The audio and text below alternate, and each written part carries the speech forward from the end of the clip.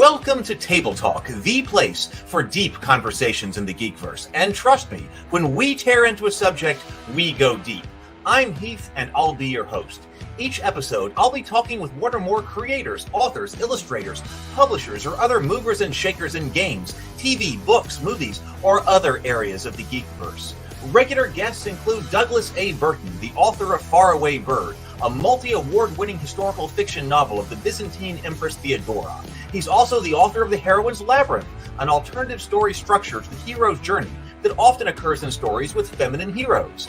That structural framework frequently comes up in our analysis of story. Brianna De Silva, she's the director and co-writer of The Cultists, a Lovecraftian comedy mockumentary-style web show here on YouTube. And the author of The City of Reckoning, an epic fantasy novel of political intrigue, the ethics of war, and young love. Cameron Pasha is a screenwriter, director, novelist, and was a writer and producer on the series Kings, a producer on NBC's Bionic Woman, and a co-producer and writer for Sleeper Cell. He's also written for the CW series Nikita and Roswell, New Mexico. He's been breaking news from inside Lucasfilm, Disney, and Hollywood. His analysis and commentary have become very popular on YouTube. We regularly meet to discuss and analyze stories, and when we do, we dive into graduate-level seminars on story structure and writing. Come on in and let's go deep. And when I say we're going deep, I mean you'd better bring your hard suit. Other guests have included Lou Anders, the author of the Thrones and Bones fantasy novels Once Upon a Unicorn, the creator and publisher of the Norengard RPG, and the author of Star Wars, A Pirate's Price, the book that explains why the Millennium Falcon is on the planet Batu at Star Wars Galaxy's Edge. Mark Tassin, the creator of the World of Ataltis, head of Mechanical Muse, former director of the Gen Con Writers Symposium, and the head developer of the new Cool Name RPG. Let's see, who else? Bond. James Bond. Well, not James Bond. Not yet. Maybe soon, though. But I have interviewed Jamie Stegmaier, the founder of Stonemaier Games, crowdfunder extraordinaire, and publisher of many hit board games like Scythe and Wingspan. Brian Colin, sculptor of the world of Revelo Monster Busts, and the creator of the vast, grim, dark horror RPG. Ajit George, the Dungeons & Dragons author. We talked about game writing, education, and his contribution to Van Richter's Guide to Ravenloft, and the development of the Journeys to the Radiant Citadel. I am Hela, Odin's firstborn, the commander of the legions of Asgard, the rightful heir to the throne, and the goddess of death. Well, actually, that interview got rather spicy, so I think I'd better just keep that one to myself. Kate Wilson, a YouTuber, actress, host, and prolific geek guru who's now working to make a new show dedicated to the world of tabletop gaming a reality. So buckle up and get ready for a wild ride, because it's time to explore the worlds of tabletop gaming, sci-fi, fantasy, and all of geekdom through the eyes of those who are making things happen. Atomic batteries to power. Turbines to speed. Roger, ready to move out.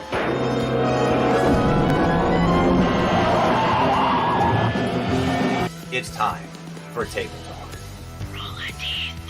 Hello, everyone. Hello. Good to see you. Welcome to my home. Welcome to the office, and welcome to Table Talk. It is so good to be here tonight.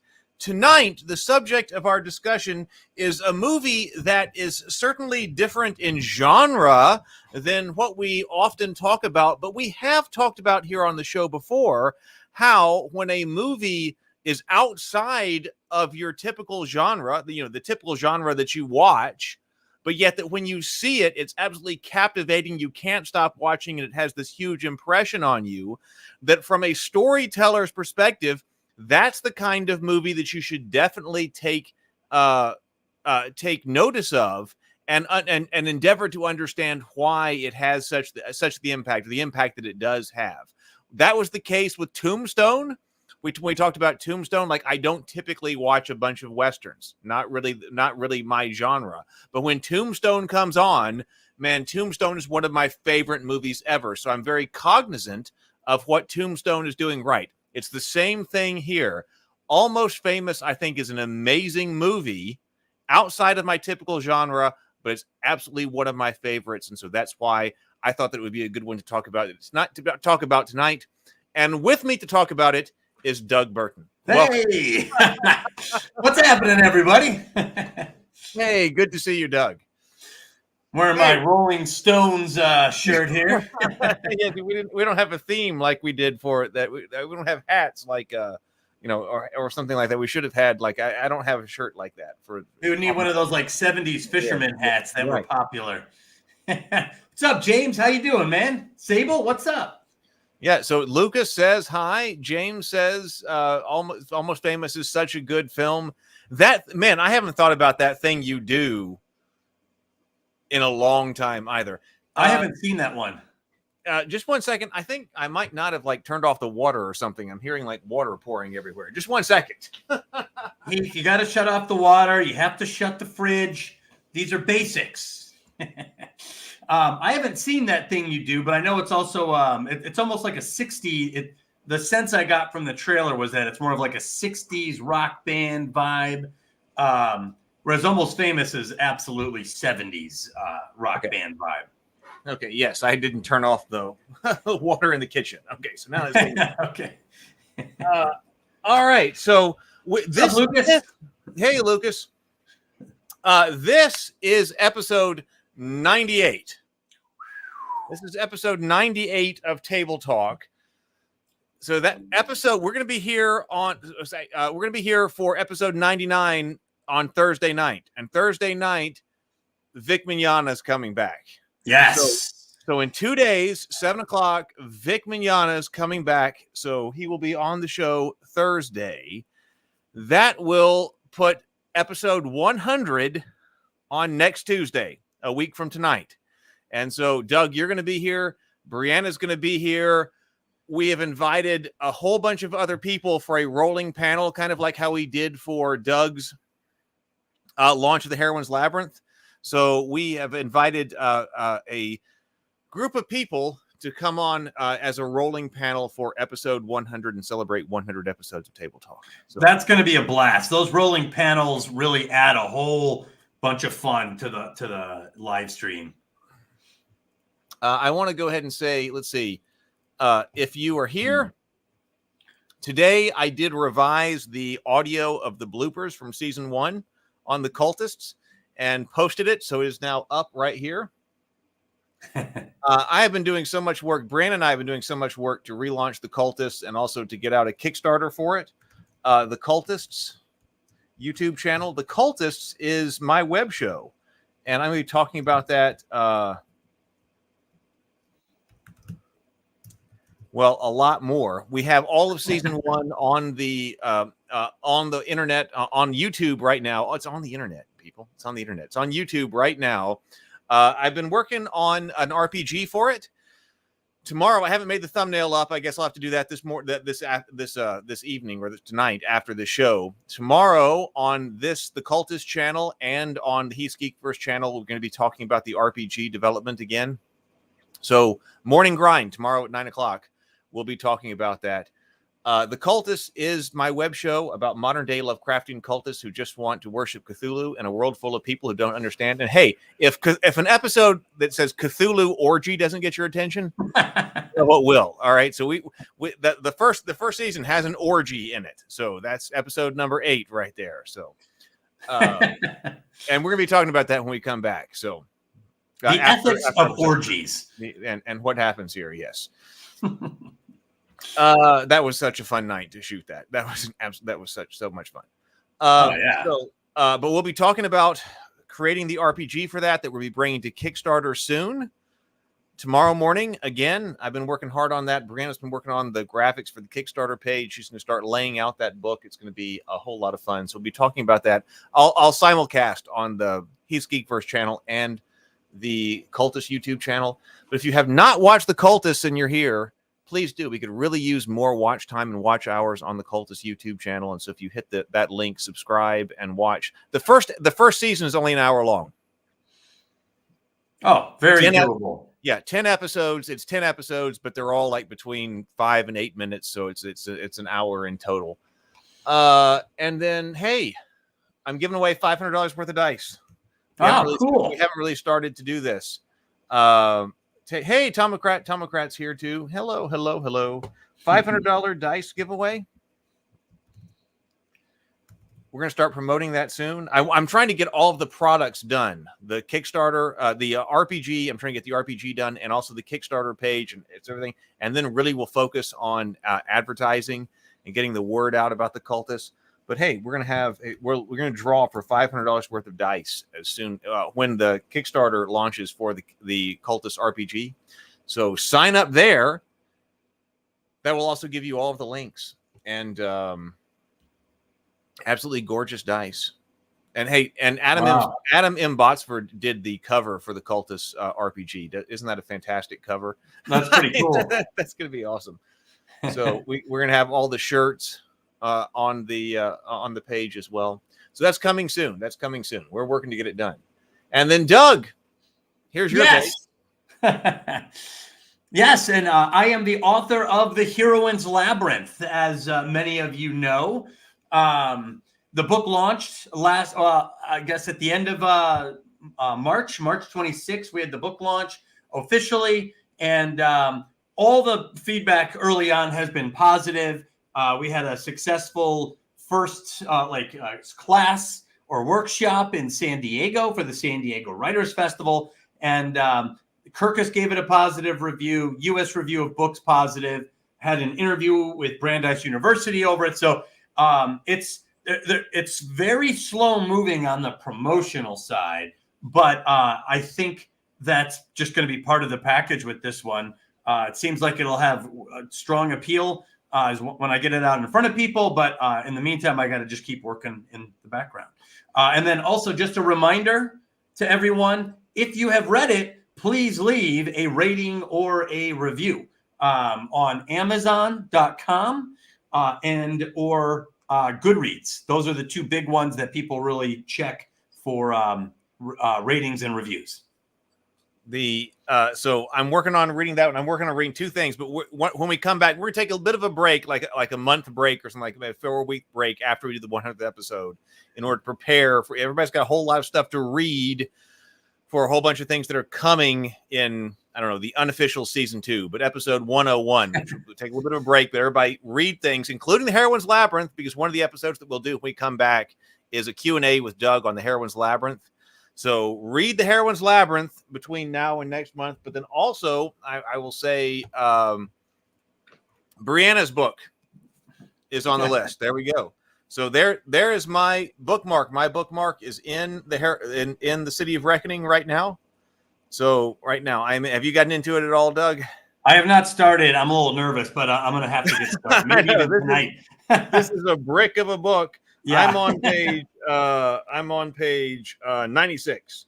So I'm okay. How's it read? Is it a quick? Is it fantastic? It's fantastic. Flowing real smoothly. Oh yeah, it absolutely flows. Now this is my second time through it because I was a beta reader, so I read an early draft of this book and gave her feedback. I never read it after that initial draft that I read, which was years ago. But I'm actually I'm in the acknowledgments of this book. You are. I don't know. You see, it's right here someplace. Oh, but that's awesome. I'm actually in here because I did go through the beta of this book years and years ago. That was when Brianna and I first met. That was before we even did the Cultist together. Oh, wow. That's pretty cool. Wow, so we're going to be doing 2 books in which you are in the acknowledgments then. We'll be doing 2 books where I'm in the acknowledgments. So there's whatever. And also Cameron's book, Mother of Believers, is on the list too. And so is Paradise Lost. I've listened to Paradise Lost all the way through twice. And I'm going to do it again and take more notes before we do it again. So there's a lot. Awesome. And Tolkien's coming up. And we're going to do the Cultist. We're going to talk about the Cultist and things like that. So there's a lot coming up. That's awesome. All right. You want to talk about Almost Famous? Let's do it. Almost Famous. Yeah, I'm the one who ordinarily has a whole bunch of context for the film. But actually, my notes are not on that side of things. But you said you do have some things. Yeah, just a little bit of like table dressing. Almost Famous came out in the year 2000. So this was before September 11th. It's not the 90s anymore. And I went through and I studied, or I looked through all the movies that came out in 2000. And although there are a few really good ones, it was a pretty quiet year for film. There wasn't any like major, there was no Star Treks or Star Warses or like major breakout films. They were all mostly on the more tame side. Some of the big, but there are some cult classics. Some of the movies that came out in 2000 were The Crow. I would say that's a cult classic. Memento, our first look at Christopher Nolan on a bigger stage here. Gladiator, I would say that may be one of the bigger movies of the year. Gladiator by Ridley Scott. Snatch by Guy Ritchie was in here. Crouching Tiger, Hidden Dragon came out. Really? Yes, Okay. so that was also this year. Mission Impossible Part 2. The first movie came out in like 1996. So, it took a few years for the sequel to come out. Castaway was one of the big movies of the year with Tom Hanks. Yeah. Meet the Parents with Ben Stiller. X-Men came out this year, so we're beginning the first real dibs into the new era. What would become eventually the major mainstream power franchises of superhero films, led off quietly with a pretty solid X-Men film this year. And then, of course, another kind of cult, The Patriot, came out in 2000. Oh, right. That's right. I forgot that Gladiator and The Patriots, they came out in the same year. Same year. We compared those were obvious movies to be compared to Braveheart. Absolutely. With Mel Gibson in The Patriot. So you had, like I said, none of these are like blowouts, but there are some notable films in here in 2000, which, like I said, is for Hollywood, a relatively tame year. I would say when I look at it, Gladiator and Crouching Tiger, Hidden Dragon might be my two faves in that list. However, Almost Famous came out this year, and Almost Famous was real interesting because it focuses on the 70s, and the 70s was such a big thing when I was growing up in the early 80s. My parents were baby boomers, and they were late 60s, early 70s parents, basically, when they came of age. So, I grew up listening to all the 70s music, all the 60s stuff, and really it had died down. You didn't get a lot of this sort of discussion or this music in by the 90s. So 2000 was an interesting year for this hardcore, like 1973 film era to come out. And the movie, Almost Famous, was a commercial failure. The budget was $60 million, okay, which kind of high, in my opinion, for this film. This film doesn't have any CGI. Like, I really, it seems like a high budget for a film that is, generally speaking, chill on the production side. It only made $32 million in the domestic box office, and globally, it made $47 million. So that means $47 million. This movie lost about $40 million. That's. Let me see what it made on video sales. Is that there? But there's also the print and advertising costs and things like that. Yeah, there's print and advertising costs. There were some video sales. Looks like it didn't make that much on video sales. I know I bought it on DVD. So I haven't seen this movie. I watched it last night. But before last night, I hadn't seen it for maybe 15 years. But 15 years ago, I used to watch it semi-regularly. So it was a favorite. So what's interesting is the movie lost money. And I think that's more on account of a budget that seems high relative to what's on screen. However, it was critically acclaimed. The movie was nominated for 4 Oscars. I'll start with the weirdest one. It was nominated for Best Film Editing, which I thought this movie didn't strike me as particularly brilliantly edited. Not that it was poorly edited, but to be nominated for Best Film Editing surprised me, but it was nominated for that.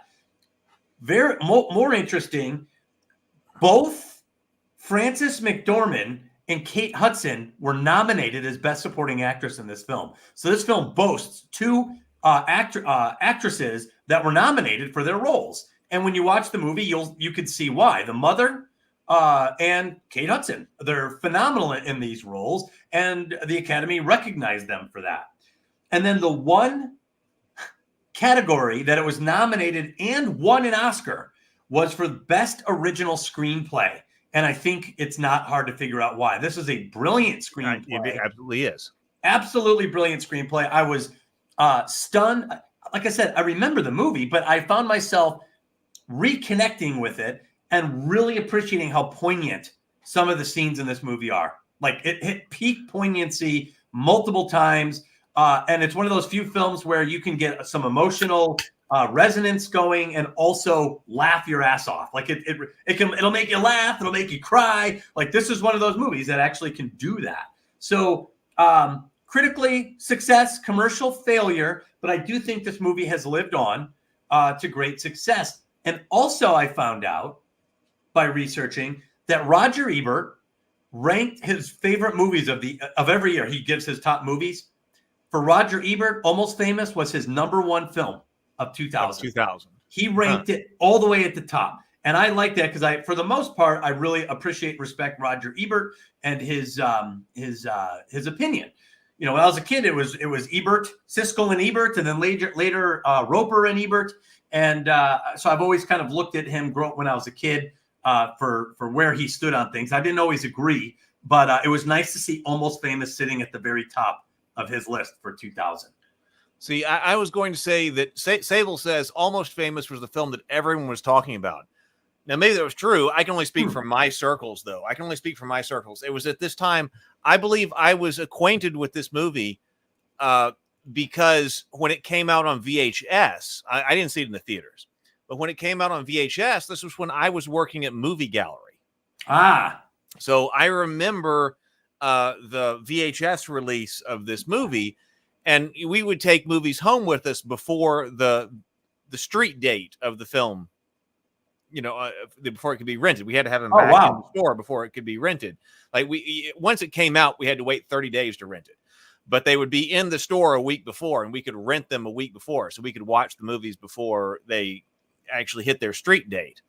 And so I watched this movie prior to its street date on VHS. And for whatever reason, I didn't exactly remember all of it, but there were scenes of this movie that I remembered and has just stuck with me and had been in my mind. And then maybe it was 5 years ago, maybe 3 years ago, something like that, I decided that I've had the scenes from this movie floating around in my head. And I was like, I got to figure out what that movie was. And then it was Almost Famous. Then as soon as I saw the picture, I was like, oh yes, that's exactly what was on the movie shelf when I was working at Movie Gallery. That's the show, Almost Famous. I'm going to watch it. And I couldn't turn it off. I mean, I was just completely captivated by it when I went back to watch it. And so this is one of the movies that, even though I was saying in the beginning, it's out of my general genre, I couldn't take my eyes off of it. And it's one of the ones that I watch regularly. Oh, really? If I'm going back to watch something, you know, hey, I got to put something on. You know, there are 4 or 5 films that I'll put some things are my guilty pleasure movies. Oh, yeah. Like, have you seen the movie Cruel Intentions?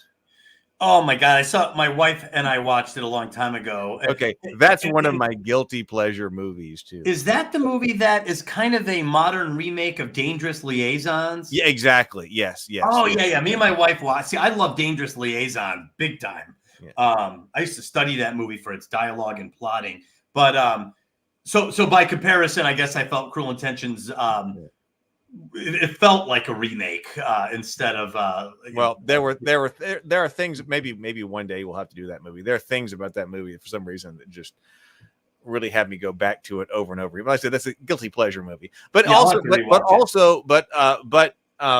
Almost Famous is one of them. And I was like, oh, I don't personally remember it being talked about by, and I've introduced several people to this film. I was like, gee, have you seen this film? No. Okay, then you've got to see this film. So I've introduced a handful of people to this film, and they're like, whoa, that was really good.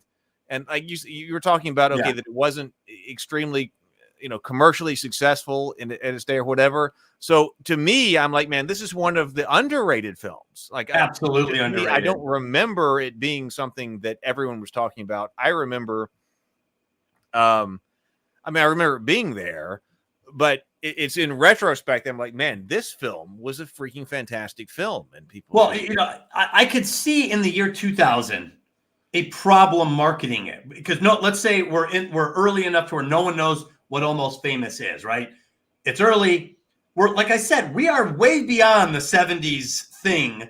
There was the 70s, and then in the 80s there was kind of this lionizing of the 70s, classic. It was 1982 and they were already calling that music classic rock. Like it was 60s.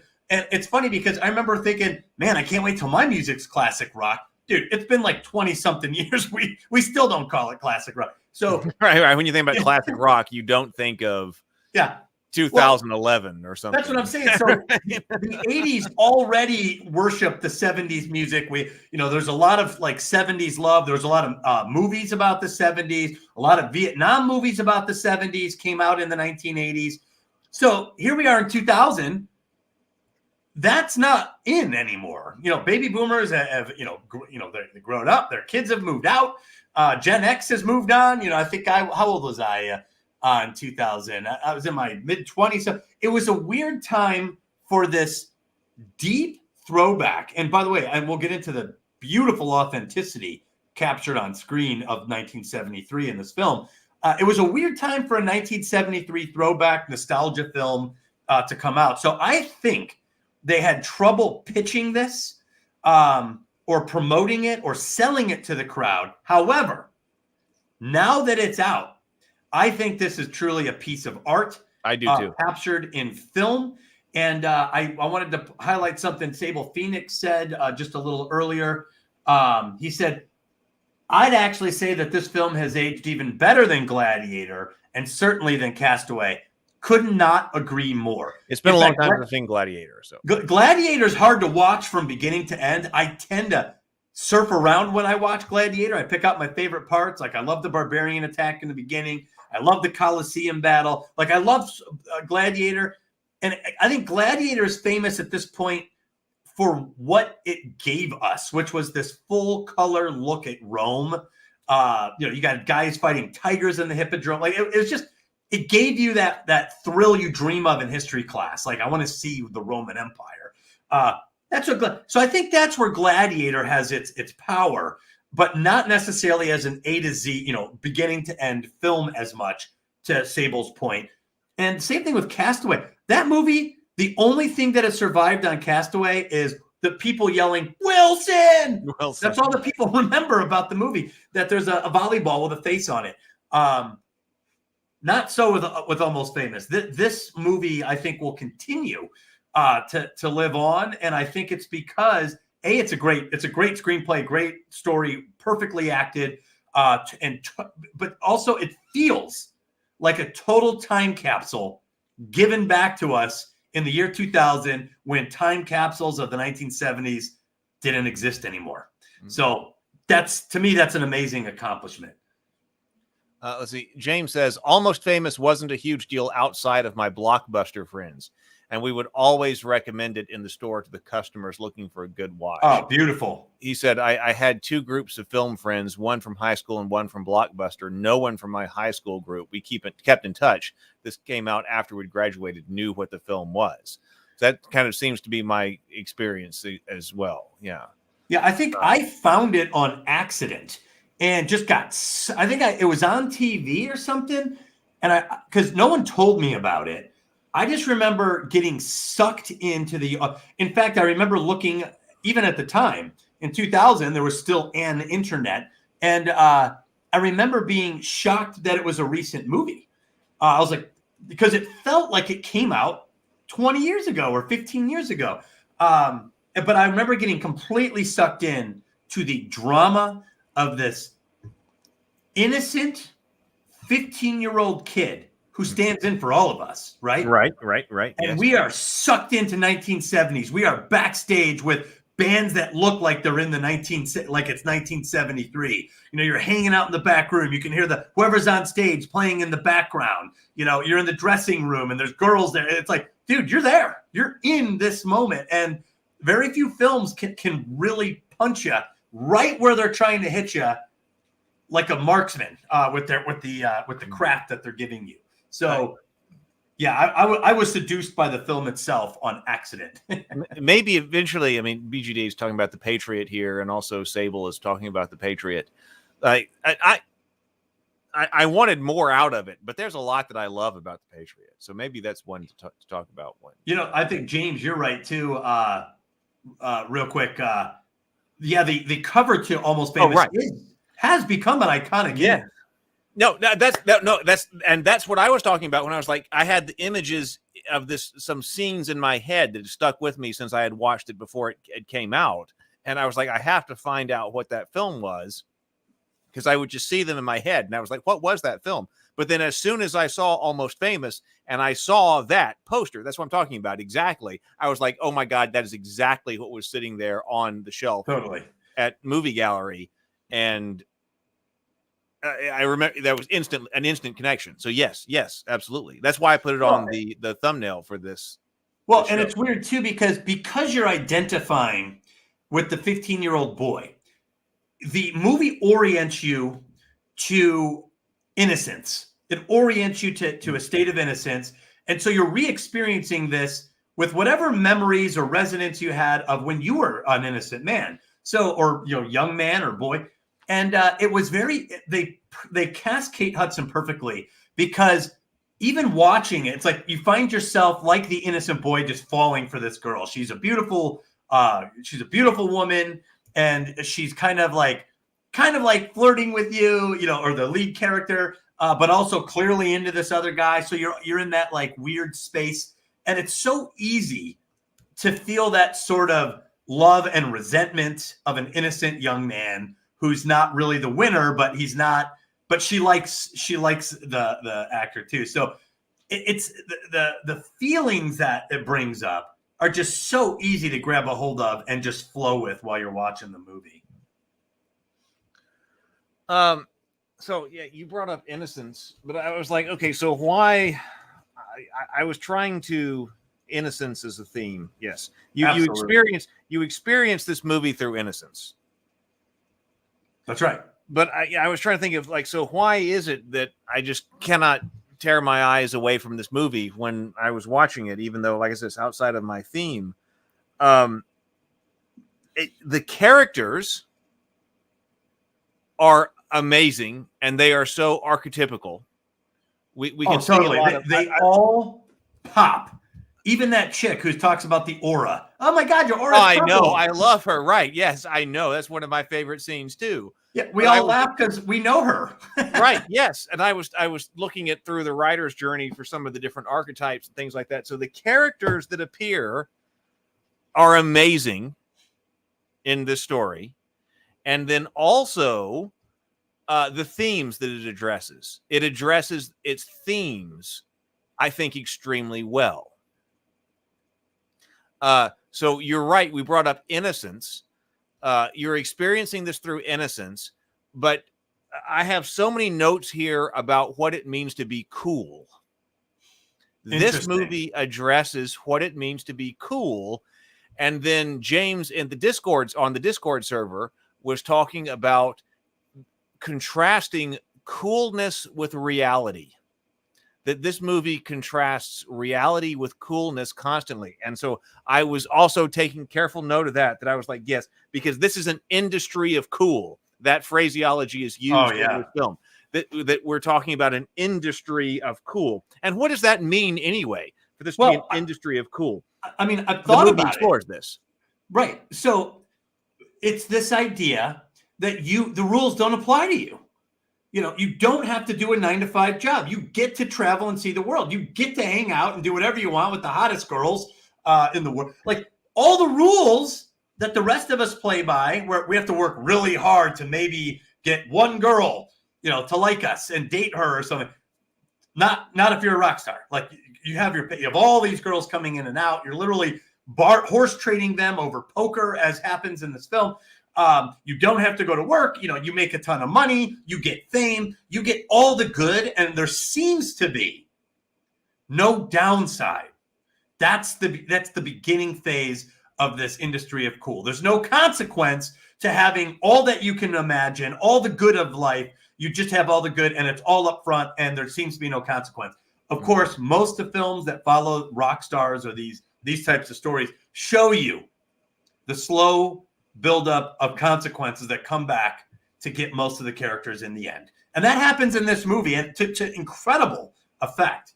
Well, so James says, yes, what's cool versus what's real. So we should definitely explore this idea here. It's the two directions that William is being pulled. Right. What's cool versus what's real. Right. So when you frame it like that, James, that seems to be what I'm trying to say, in that the fantasy, cool, if reality is the anchor, and cool is the opposite, or the opposing force, well, then there's a fantasy element, a non-real, a non-reality element to this level of coolness. And that's what I'm trying to say. You get all of these like epic life rewards in waves with seemingly no consequence. And like William, he doesn't have to take his tests. He's not in school. He gets to skip school. Is there any consequence to this? Let's see. Sable for $10. Thank you very much, Sable, for $10 super chat. Sable says, I think what you're referring to here, Heath, is the film is archetypical. These characters are memorable because they aren't real people. They're concepts, ideas, and emotions giving human form. Now, there is a biographical element to this film.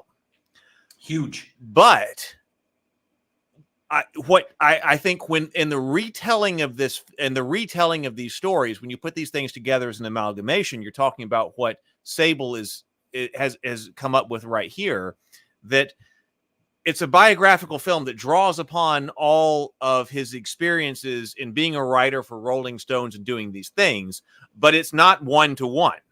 Absolutely. Here's the experiences, and then what was done in the writing of this was distilling it into the archetypical and then presenting the story, which I think is critical.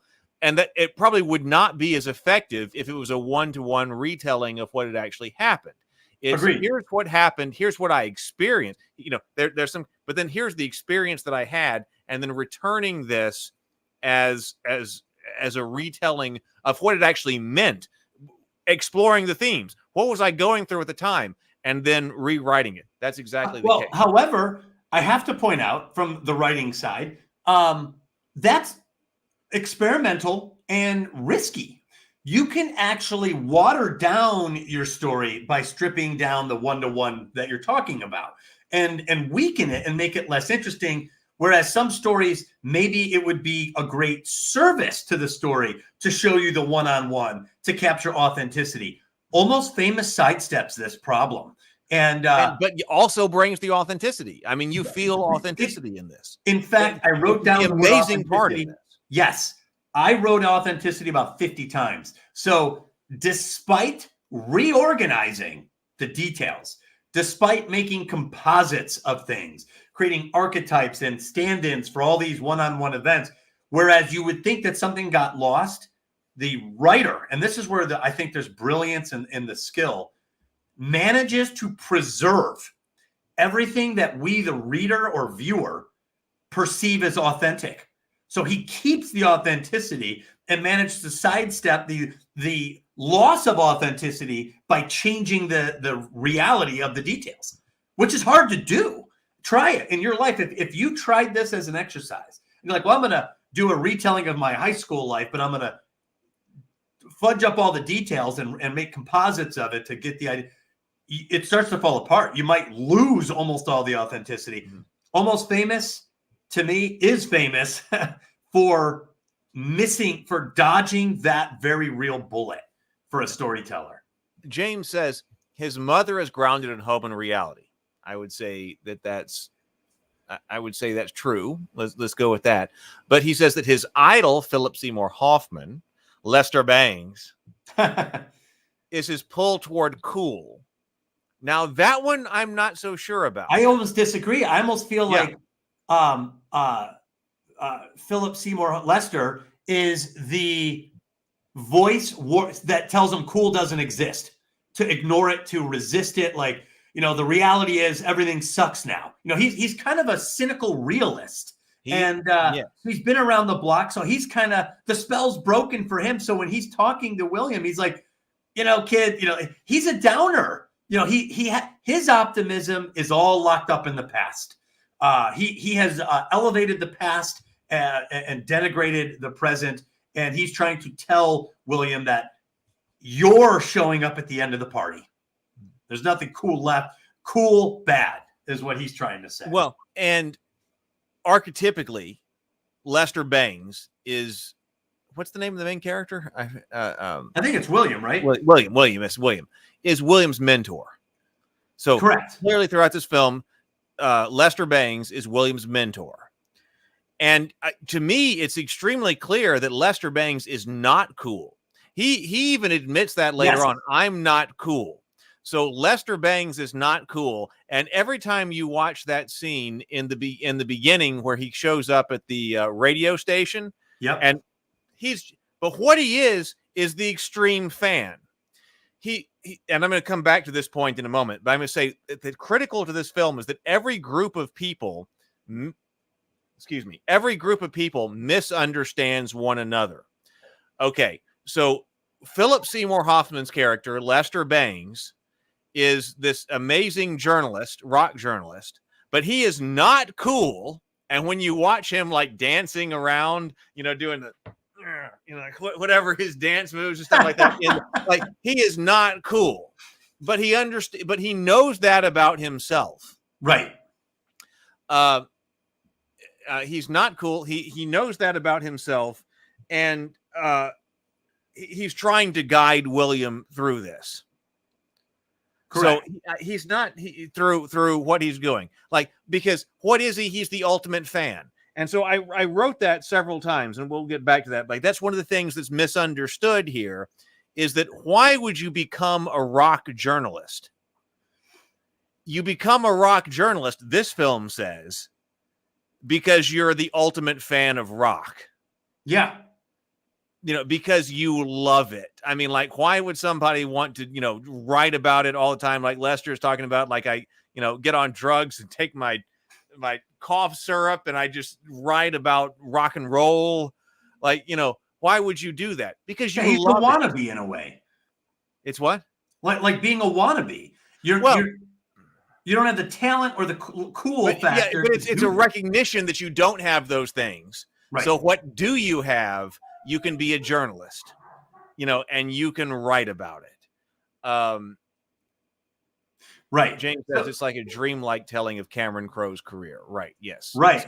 My only point was that this is actually a very difficult balance to strike where you change up everything and manage total authenticity at the same time. That's all I was trying to say. Well, I don't know. So James actually says Lester is supposed to represent William in the future. It's what he'll become if William is not true to himself. So this makes me think cool isn't real. This makes me think of Lou Anders' archetype or the bad example.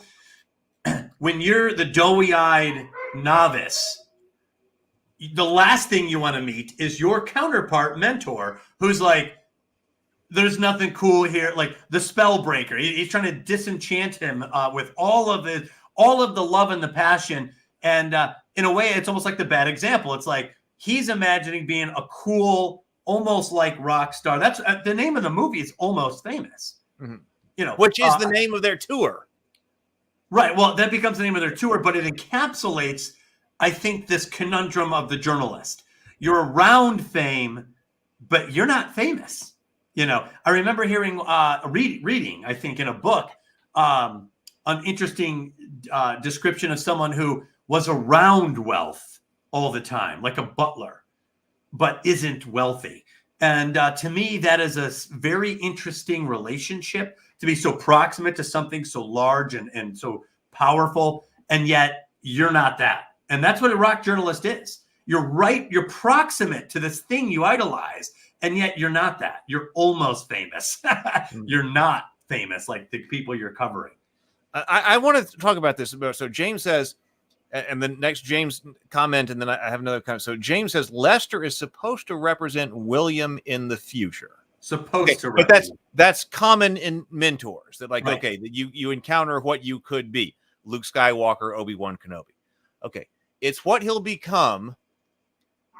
It's what William will become if he's not true to himself, because cool isn't real. Okay, Let's see. Or maybe So cool is so fleeting, but authenticity and truth is not. And I think that was what he was trying to warn him against. But James also says Lester is trying to correct his errors by coaching William away from the ephemeral cool, because Lester is the result of having chased it. He's a cynic because he devoted himself to what is cool. Yeah, that sounds right. I'm not sure. I'm okay. All right. You think that sounds right? Well, I think that you're looking at Lester represents a character who is at the end of that cycle. Whatever illusions this guy had about rock journalism, those illusions are gone when we meet him. We meet him as a man who has no illusions about the rock and roll industry, no illusions about what it means to be a rock journalist, no illusions about the state of rock and roll. That's where the cynicism comes, a man with all his illusions broken. For better or for worse. So, it's not all bad to have your illusions broken. It makes you more realistic. But he's clearly cynical. And, in my opinion, his assessment of 70s rock was so pro 60s that he was missing the fact that maybe there's some great bands and great music in the 70s. Because I look at the 70s as a great era of rock and roll. In fact, I prefer 70s over a lot of 60s rock at this point. I guess what I'm saying here, what I'm thinking about this is that I don't see Lester as full of regret. No, he doesn't seem to be full of regret. So he seems to have adapted. Go ahead. Well, that he embraced all of that and he loves it still. Like when you see, he's got all the records still around his house. He still loves everything that he's got, but he does have the cynicism about the industry. That there's the industry out there, but that he still loves. I still get the idea that he loves rock and roll, that he cares about rock and roll. But his lesson. Go ahead. The character that I would contrast him with is Ben Fong Torres. So the differences between Lester Bangs at Cream Magazine and Ben Fong Torres at Rolling Stone, I think, is the contrast, because you don't get the feeling that Ben Fong Torres is this extreme fan of rock and roll. Right. I mean, he's more of your professional. He's all of that, right? But he's not. But you at least I get the idea that Lester Bangs could have been Ben Fong Torres, but he didn't sell out. Like Lester Bangs, I get the feeling didn't sell out. He's cynical about the industry, but he still loves rock and roll. That's why he's at a lesser magazine, even though he probably has the skill to be at a greater one. And then it's Ben Fong Torres, who's all about the business and what is more like the sellout. And Ben Fong Torres is the one who we mentioned this earlier, but really he's the herald. He's the one who calls William to adventure, because he's the one who gives the phone call. Correct. Says, do you want to go on this adventure? So the more corporate guy is actually the one who calls William to adventure, and Lester gives him warnings about that, but does say, you know what, this is good for you. Just do it anyway. Well, I would say that the head of Rolling Stone didn't strike me necessarily as a sellout, but he struck me as a different breed. He was the type of he's right. He's far more in the industry than Lester is. Right. He's the corporate professional guy. He may like rock and roll, but he doesn't love it the way Lester loves it. So he's a little bit more pragmatic and practical and grounded, I guess, in the business of rock and roll. But he doesn't have the passion. And honestly, as someone who loves Star Wars and all, we've seen these guys who don't have the passion for it come in and promptly create stuff that isn't very good. So we know what it's like to see an industry replaced with those types of people, right? Where, the passionate ones are gone, the professionals come in, and the professionals are missing the passion, and therefore they're missing something fundamental about what they're involved in. But also 70s was kind of still a heyday of Rolling Stone. So it was a very successful magazine. So, it had that prestige factor to it. Yeah. James, yes, Lester is weary of the fact that nothing is real. Look at the cool people in the film. Penny is going to Morocco, but William says Morocco isn't real, right? The interview with the lead of the band isn't real, and William is constantly strung along until William, in a brush with death, brings them closer to what is real. Well, and that whole trip where he's like, I am a golden god. Yeah. He's in pursuit of realness. That was right. He says, from now on, I'm only going to be concerned with what is real. That's right. That was his very crusade at that point. Yeah, and there's some great dialogue, in my opinion. Some great lines that were written, like the one that Sable just posted, between Lester and William, where he's talking about how you're seduced by this. And it's weird because even as a viewer, you know Lester's right. And you also simultaneously know that William's incapable of following this direction. You know that you know yourself, like if you were put in this situation, that you would probably fall for some of the cool like you know that when the siren song of the rock and roll world is around you, that you're probably going to fall for some of this. And even though you're listening to a character like Lester tell you, don't, you know, you just like William are like, sure, right. Got it. And you know none of that's landing. Right. You know. Yeah, I would say another thing that goes throughout this is the question of who is making money. The groups of people, I'm going to come back to this idea, the groups of people who misunderstand one another throughout this film, and I think is a brilliant part of this film. But one of the things is who is actually making money in this film, because your Lester tells William, you're not going to make any money as a rock journalist. He says you're not going to get paid very much. You will get free records from the music companies, right? But you're not going to make a lot of money. But there are also multiple lines in this film that indicate that the rock stars are also not making any money. Several films that they're like, hey, we're, one of the first interviews with I forget the lead singers, like, it's not about the money, although he does say wistfully, which is one of my favorite lines of the film, although some money would be nice, so like he doesn't have a whole lot. I mean, there's some other, their houses get bigger, but then there's also the line when the manager comes in, he was like, you owe the record company more than you got, indicating that even these rock stars are in debt. This is not, so that, there's a layer above all of this, which is the industry, that you perceive must be the ones that are actually making the money above all of this, which is what Lester Bangs talks about, the industry of cool, that they're the people who love making the music. Because it seems to be built around the rock stars with a triad, the rock stars who love making the music and doing everything the rock stars are doing, the journalists who love everything about rock and roll, but they don't have the talent, like you're talking about, to actually go and play the guitar or whatever, but they're there. So what do? They decide to be journalists. And then you also have the groupies.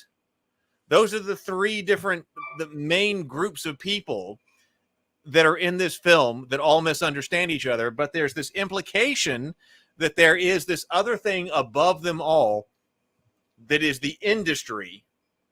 There's the thing that's actually profiting off of all of this. Well, and also that when you're just partying from town to town and foregoing all business sense, that's part of the reason you're losing money. Like Jimmy Fallon, it's funny that he's kind of a serious role in this, but he comes in and he's like, you drove all the way up there and spent all your money to electrocute yourself. And the one guy's like, actually, that's true. No, yeah, right, exactly. And he's like, you need to fly on planes. You could do more. Those are industry tactics that people who are just in it for the party, even the band. Because the band, when you brought up that term authenticity, throughout the film, the band is trying to preserve its authenticity. But it cannot do that in the face of the industry. Yeah, which is, that's a common, I would almost say, not that it's, I would actually say identity more than authenticity in terms of the band. Because the band identity seemed to be the thing that was a little jostly, with when the T-shirt came out and the one guy, the guys are like in the shadows, and the one dude's like you could see him in the front. So he's like, we said that I was the mysterious guitar player and you were the so they had this identity. I am the lead, whatever. You're the guitarist with Mystique. Yeah. Yeah, but so to me, those are identity issues in terms of band identity. I didn't get a sense that the band's authenticity necessarily was meaning like the music. Okay, well, maybe there's something to be said there. Authenticity or identity, they're having to change in the face of the industry. Right. I mean, you're still onto something there with the idea of identity. There's still something at risk, that the industry is threatening, that reality is threatening. When we come up this movie, when you're talking about archetypes and everything, this movie has an absolutely archetypical and iconic threshold guardian. I love this scene because when you talk about thresholds, you talk about doorways. There's literally a guy in, like a large man in the doorway who will not let you in. Like it cannot possibly have any more like physical representation of archetypes than like that. I love it because once you pass through that doorway, then you're going to be into the backstage. You're in the other world. That is the crossing from Act 1 into Act 2. They have got to get into the other world. I suppose the nether region is that, that ramp, the in-between worlds. But like, I've got to get through that door in order to be everything that I want to be, in order to experience everything that I want in life. I've got to get through that door, and there's a large man who will not let you through that door. You tried multiple times to get through there. And failed. Multiple times to get through this door, and there is a threshold guardian of a large man, contrasting with William as this small guy who will not let him through this door. I love that scene, I think, for that reason. I mean, to me, it is so amazing. You have the iconic threshold guardian, and then I love when he finally does get through the door, like he was talking to the band, and then I love the way the music hits. The music in this film is so great, not only from the band songs and things like that are brought in, but just the way they hit the music and things like that, because when he's finally going to get in, when he flatters Stillwater. Yeah. That was a great set of dialogue too. They start the music. And then, no, he's with us. And then he goes through the door, and then the music ramps up behind him because then he is now in the other world. Well, that's one of my favorite sequences in film. I mean, that is so archetypical, right? It is it's totally archetypical, and what I would call the magic words. So like with Gandalf, Balrog, speak friend and enter. There's the magic words, the charm in order to open the door. What's interesting is in this movie, like we said, one of the themes is authenticity. His magic words were to identify the band honestly and openly. And that's what makes the band stop and kind of turn and listen to him, because he's like, you, and that was so he was able to, he was himself. It was an authentic opinion of their music and their band, and that honesty, the truthfulness and honesty of his opinion, the sincerity opened that door. Those were the magic words, and it was truth that was the magic words there. So to your point, the absolute archetypal design of that scene is hits every single note you can imagine for a threshold guardian, except combat. Yeah. Well, and then as soon as you step through the door, it's wonder. But it's absolute wonder. That's what it's like. And that's what the other world in this context is supposed to be. And that's what the music hits. And William is looking around at all of these rock stars behind stage and all of the women and everything like that. And it's absolute wonder that is expressed. Everything about that sequence is right. I was going to say that there was another point that was going on there, and I forget what it is. But I'll think of it in a moment. So I have a weird attitude, or not attitude, or a special place. Let's put it that. I have a special place for backstage. It's left an impression on me in numerous times, and I even have a passage in my book, one paragraph that I wanted to read because there's something about the backstage that resonates on such an archetypal level, and I've pinpointed it multiple times, and this movie has it. In fact, they use this backstage setting that is my little special place as your introduction into this special world, right? Oh. So wait, hold on. Let me remember what I was saying. I was going to say that this is one of those scenes where the groups of people misunderstand each other. This is one of those, because what is William as he approaches the store? He is an extreme fan. Yes. Okay. And that's why he is becoming a journalist. And they turn around to him and say, we play for the fans, not the critics. Because the rock stars in that moment, this is a theme that plays out in multiple times throughout the film, but this is one of the first times that the rock stars completely misunderstand William as a journalist, because they see him as the enemy. And they constantly see him that way. They see him as the enemy, and they don't understand that he's actually an extreme fan. And it's because he is an extreme fan that he has become a rock journalist. And the rock stars themselves do not understand that. So that's present in this film at that moment, in that scene. The rock stars do not understand. We have a misunderstanding of one another. Are you the enemy? No, I'm your fan. We don't play for the critics. We play for the fans. Misunderstanding each other completely right there. But then it's actually not the feminine. It's interesting that the Band-Aids, Penny says, I'll try to get you through. And later she does come up and hold the thing. Like, I found you a pass. And he's like, no, I already got through. Because it was his own wits that got him through. It was not Penny that came back and actually got him through. It was his own wits that did. Right. He uttered the magic words. That he got himself through with magic words. That's an excellent point. That's an excellent proof. That's an excellent point.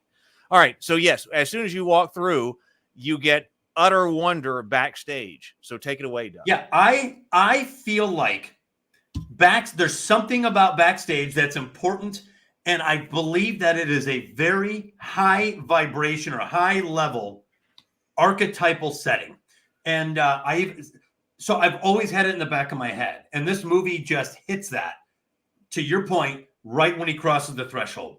You go from a parking lot to this special world, and it's a backstage. So anyway, and this is brief. This is not meant, I'm not trying to be self-indulgent. I'm trying to share my thoughts on this backstage thing.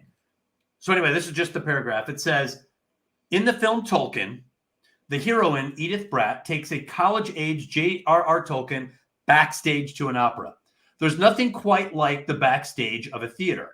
Physical props to various plays lay about in corners like the strata of a fantasy world. Horse heads, giant wooden clocks, Egyptian statues, Victorian umbrellas, candelabras, random segments of a dragon's body, or the panels of an urban brick wall. Edith and Tolkien stood amongst the material craftsmanship of the human psyche, facades of the imagination, and yet the backstage is a lowly place, somewhere between a closet, a hallway, and a warehouse. Of all the places Edith could have taken her fledgling date, she chose the backstage of a theater, the resting place of countless material archetypes. So anyway, this idea of an interiority of the human imagination being stored somehow backstage. It's a liminal space. You're not on stage. You're not in the parking lot. You're not in the crowd. It's this weird liminal space. And I love backstages because I think they have such profound meaning. And here is another story that uses this setting to such great effect and in such a complementary way to the entire themes and nature of the story. Yeah, like I love it. You can hear the bands playing. You can hear the rock and roll in the background. There's people wheeling stuff in. It's very, it's like a janitorial almost. The backstage there, and yet it's the liminal space before like magical creativity from psyche to reality where that transition takes place in the real world. So James says he is the enemy. Okay, so this is maybe a slightly different interpretation, but maybe we're going the same place. James says that he, being William, is the enemy of the rock stars because he's pulling them toward the real. He says because they want to be cool. Okay. All right. Let me think about that. I was going to say, like, when I was thinking about this, I was thinking that no, the rock journalist shouldn't be perceived as the enemy of the rock star because they should be on the same team, because the journalists are the ones who are going to make the rock stars seem cool. The rock stars want to be cool, and they need the journalists to facilitate that. Therefore, they're not the enemy. But that is an interesting point, James, that if the journalists are actually pulling them toward the real world, and exposing the realness of this, then that is counter to being cool. Okay, so I think I see your point. Right. So think about Lester. He's a journalist. Yes. He's a more experienced journalist. He's a veteran journalist. He would absolutely be the enemy if Lester followed this band around. And Lester would never get the free ticket that William got. But Lester would write a completely different piece. He would look for the authentic reality that breaks up the cool facade, that reality, and that's what Lester would put down on the page. Okay. Yeah. Yes. Okay. Yes. I got where we're going here. But to me, when I'm looking at this and I'm looking at my notes here, I'm like, okay, the irony is that the rock stars are not cool. That what we're supposed to be thinking, is always, oh my God, who's cool? Oh my God, it's the rock stars. The rock stars are cool. But actually, the reality is, okay, maybe the rock stars are not so cool.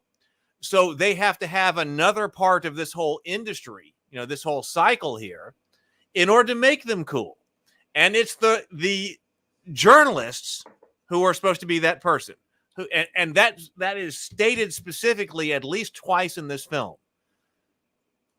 Like the lead singer's like, is it that hard to make us seem cool? And the guitarist, is like, listen, dude, just make us cool. Like, right. And it's ironic, the irony of this part, that William, who is not cool, it's his job in the whole industry, the industry of cool, as Lester identifies it.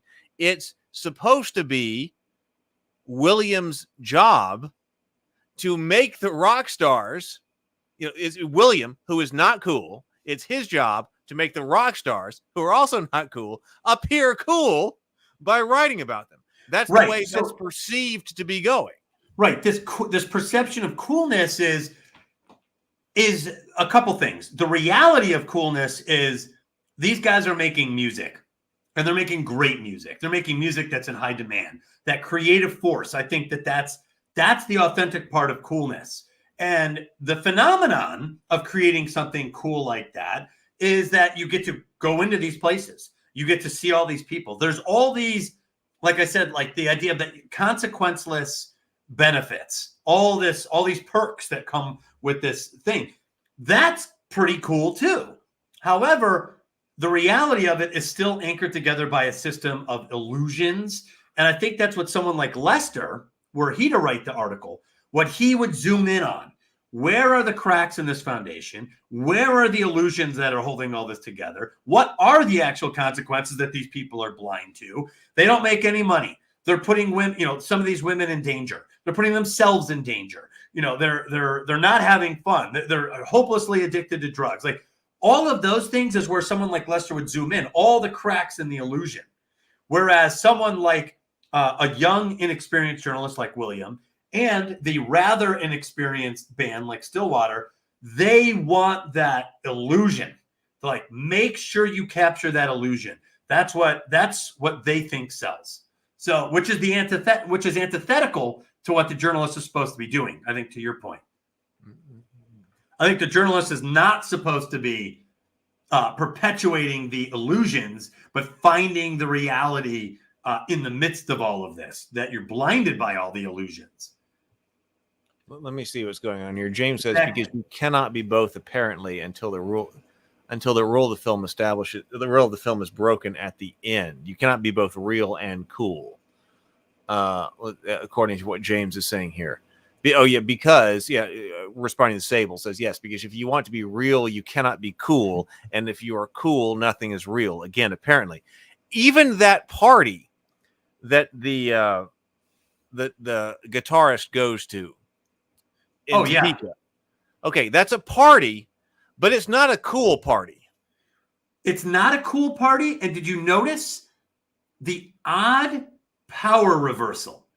It was almost like these, hey, we're just regular Topeka people. They began to exploit and take advantage of the guitarist. There's that scene where the guitarist is, he's a little high, but he's trying to give this kid, he's trying to instill or infuse wisdom in this kid about reality. And that kid's like, hey, man, you want, what did he say? Do you want to... you want to see me feed my... want to see me feed a mouse rat to my or snake? To my snake? Yeah. Yeah, so yes. So completely missed all that. And then he's on the roof, and it's the journalist who's like, hey, man, you should get off of there. And it's the kids who are like, jump. They're using the guitarist. It's odd. He's like, I want reality. And all he really does is like subordinate himself to all of these uncool kids who are quickly identifying that they can get this guy to almost do whatever they say in his quest for realness. So James says the rock stars become real. Penny actually goes to Morocco. William is finally given his interview. It's the realness that makes them finally cool, which is exactly what William does. He exposes their realness, which is what is actually cool. Well, and coolness, like when you think back in your own life about like, was I ever cool? Did I ever do anything cool? No. Coolness is rather fleeting. In fact, some of the most adventuresome, some of the most intriguing parts of my life are times when I was like scared. I was in a very exotic place. And then only once it's over do I look back. I'm like, oh man, that was incredible. I didn't even realize how awesome that was until later. So coolness is a very elusive, slippery state of being that when you think you're in it, you're probably not. And when you're not thinking you're in it is when you are. But because those are the ones you remember. Yeah, be true to yourself. Be real. Be authentic.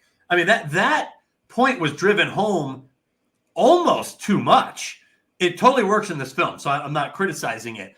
But I could see other stories, if you said it so much, it weakening the message because you're almost overdoing it. But somehow, again, this great story doesn't really suffer from that. But okay, so wait a minute. So let's talk about, we've talked a lot about the relationship between the rock stars and the journalists. Right. To me, the other leg of the stool or whatever, the other part of the triad here is the rock stars, the journalists, and the other part of the triad is the groupies. Right. Who are living in their own world of illusions. A completely different subset. It's a different subset, but it's the same misperception of both the misperception by the rock stars. And I think we could talk about the misperception of all of these groups of people. How do the rock stars perceive the journalists? We just talked about that. The rock stars perceive the journalists as the enemy, as whatever, even though they are great fans. How do the rock stars perceive the groupies? As disposable pleasures. Right. Usable. Right. They're disposable pleasures. But one of the great scenes of the film is when, and I forget the name, but the blonde hair, not blonde hair, brunette, excuse me, the brunette, she's like, what does it mean to love a piece of music so much? She's talking about loving the music and that she's there for the love of the music, which is, again, another major misfire on the parts of the rock stars. The rock stars misfired on the journalists, not recognizing that rock stars are themselves major the rock journalists, the rock stars misfire, not realizing that the journalists are in fact major fans. And they also misfire by not recognizing that the groupies are the biggest fans of their music. Well, and what's interesting, talk about an illusion, is the idea that these groupies give themselves another name. We're not groupies. We're Band-Aids. The Band-Aid. And that's an illusion. You are just groupies. And the major tell there was when he horse trades Penny for a penny and a beer to another band while playing poker. They're just commodities at that point. Exactly. That point. Exactly. That's hammering home this point, James. When William says, she was your biggest fan and you threw her away. That's exactly that point. The misfire on the rock stars. Because the rock stars told you in the very beginning during that scene where we're about to pass through the threshold guardian. Right. We play for the fans, not the critics. Well, who are the fans? Everyone around you. The journalists and the groupies. And William tells you in that moment with this iconic line, like, you said you played for your fans. Well, Penny Lane, she was your biggest fan and you threw her away. That's exactly it. That's exactly it. Now, in that case, that is the journalist bringing some reality to the rock star. That's like, who you say you play for your... I absolutely love this line. I'm so glad you brought this up now, because that's exactly what's being said here. You said you play for your fans. Well, here were your biggest fans, and you treated them as disposable. That's exactly what is going on. Well, here. And it also breaks the other illusion of Penny Lane, because she thought she wasn't disposable this whole time, and that's part of her tragic fall. Is that she was the cool one who was never going to let anything get to her. She was going to be patient. She was going to wait all this out. She's his biggest fan. She knows he knows it, and then he throws her away. But so her illusion is shattered too. Yes, and it's the theme of innocence, but different. When you think about innocence, you think about William and his perception of the world. But also, Penny Lane's perception of the world is one of innocence. The relationship between, I don't know, we keep calling him the guitarist. I guess, but the guitarist. Russell, yes. Between Russell and Penny Lane and his fiancée, ex-fiancée, girlfriend, whatever. Okay, Penny Lane is experiencing that relationship through extreme innocence. Well, and what's weird is her innocence is completely buried under her experienced party persona. She's not intimidated by it. She's like the life of the party when she shows up. She's very experienced.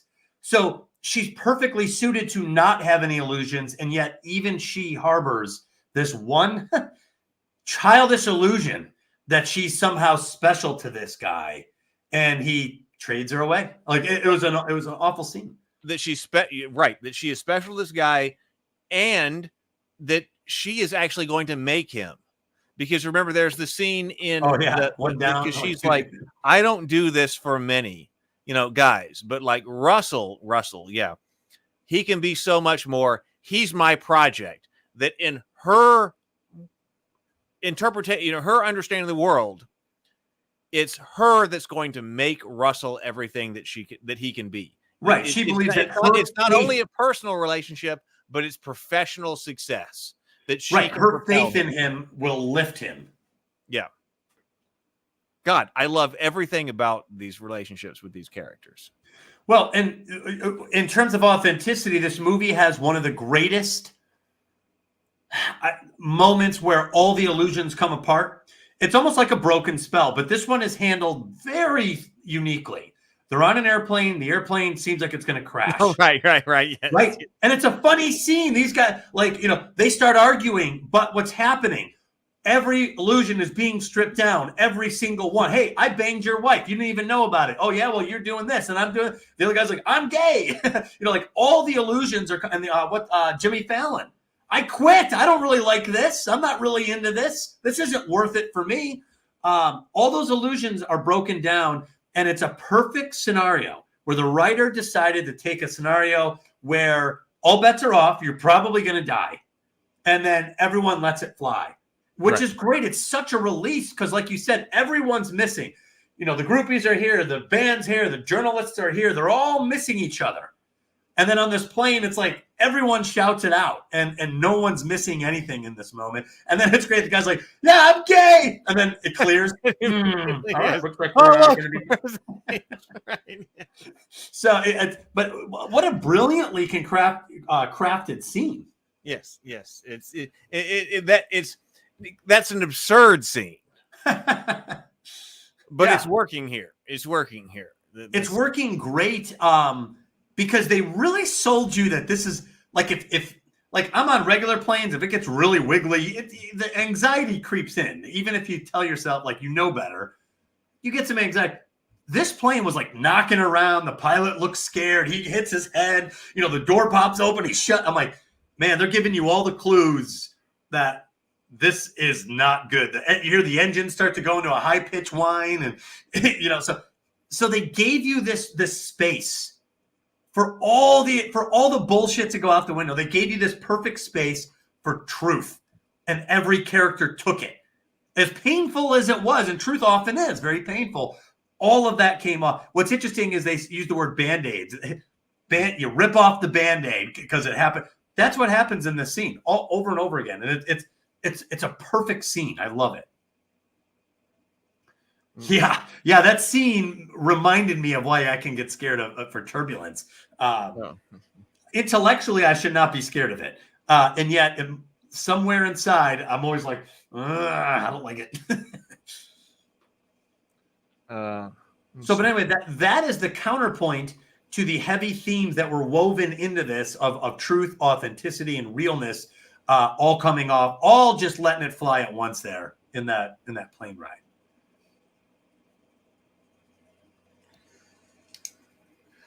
There's so many different iconic lines I took note of. Oh yeah, Beth and the when he says "I love you" and Beth is right there, and Penny Lane on the phone. There's another scenario. I love that scene. He's talking to his mom, and she thinks he's talking to her. Yeah, and it's also great because you know what I think that scene was actually rather brilliant is because when they show. The camera's on him, and he's talking to these two girls. She's like, "Oh my God, I can see your aura," and blah blah blah blah blah. You identify with him, and you're like, "Oh, these chicks, maybe something great will happen here with these two girls." This is the kind of stuff. This is how it starts, right? And then the camera cuts, and you're on the mom, and you can hear her through the phone, and how dumb that sounds. And you immediately identify with the mom, and you're like, "Oh, these chicks, they're so dumb." And she said I could stay in your room. Yeah, and then you're back with him, and you're like, "Oh man, this is good news. This is all happening." So it's weird how you could be with him, and it's all good news the way she talks, and then when you're with the mom, you identify with the mom, and it sounds idiotic. Very brilliant scene. And then to your point about the idea of communication, that whole scene was miscommunication. He's saying one thing to his mom, but she's responding to it like the "I love you." And she's like. A little much. And Penny's like, "Oh my God." Because that's like a thing in her world.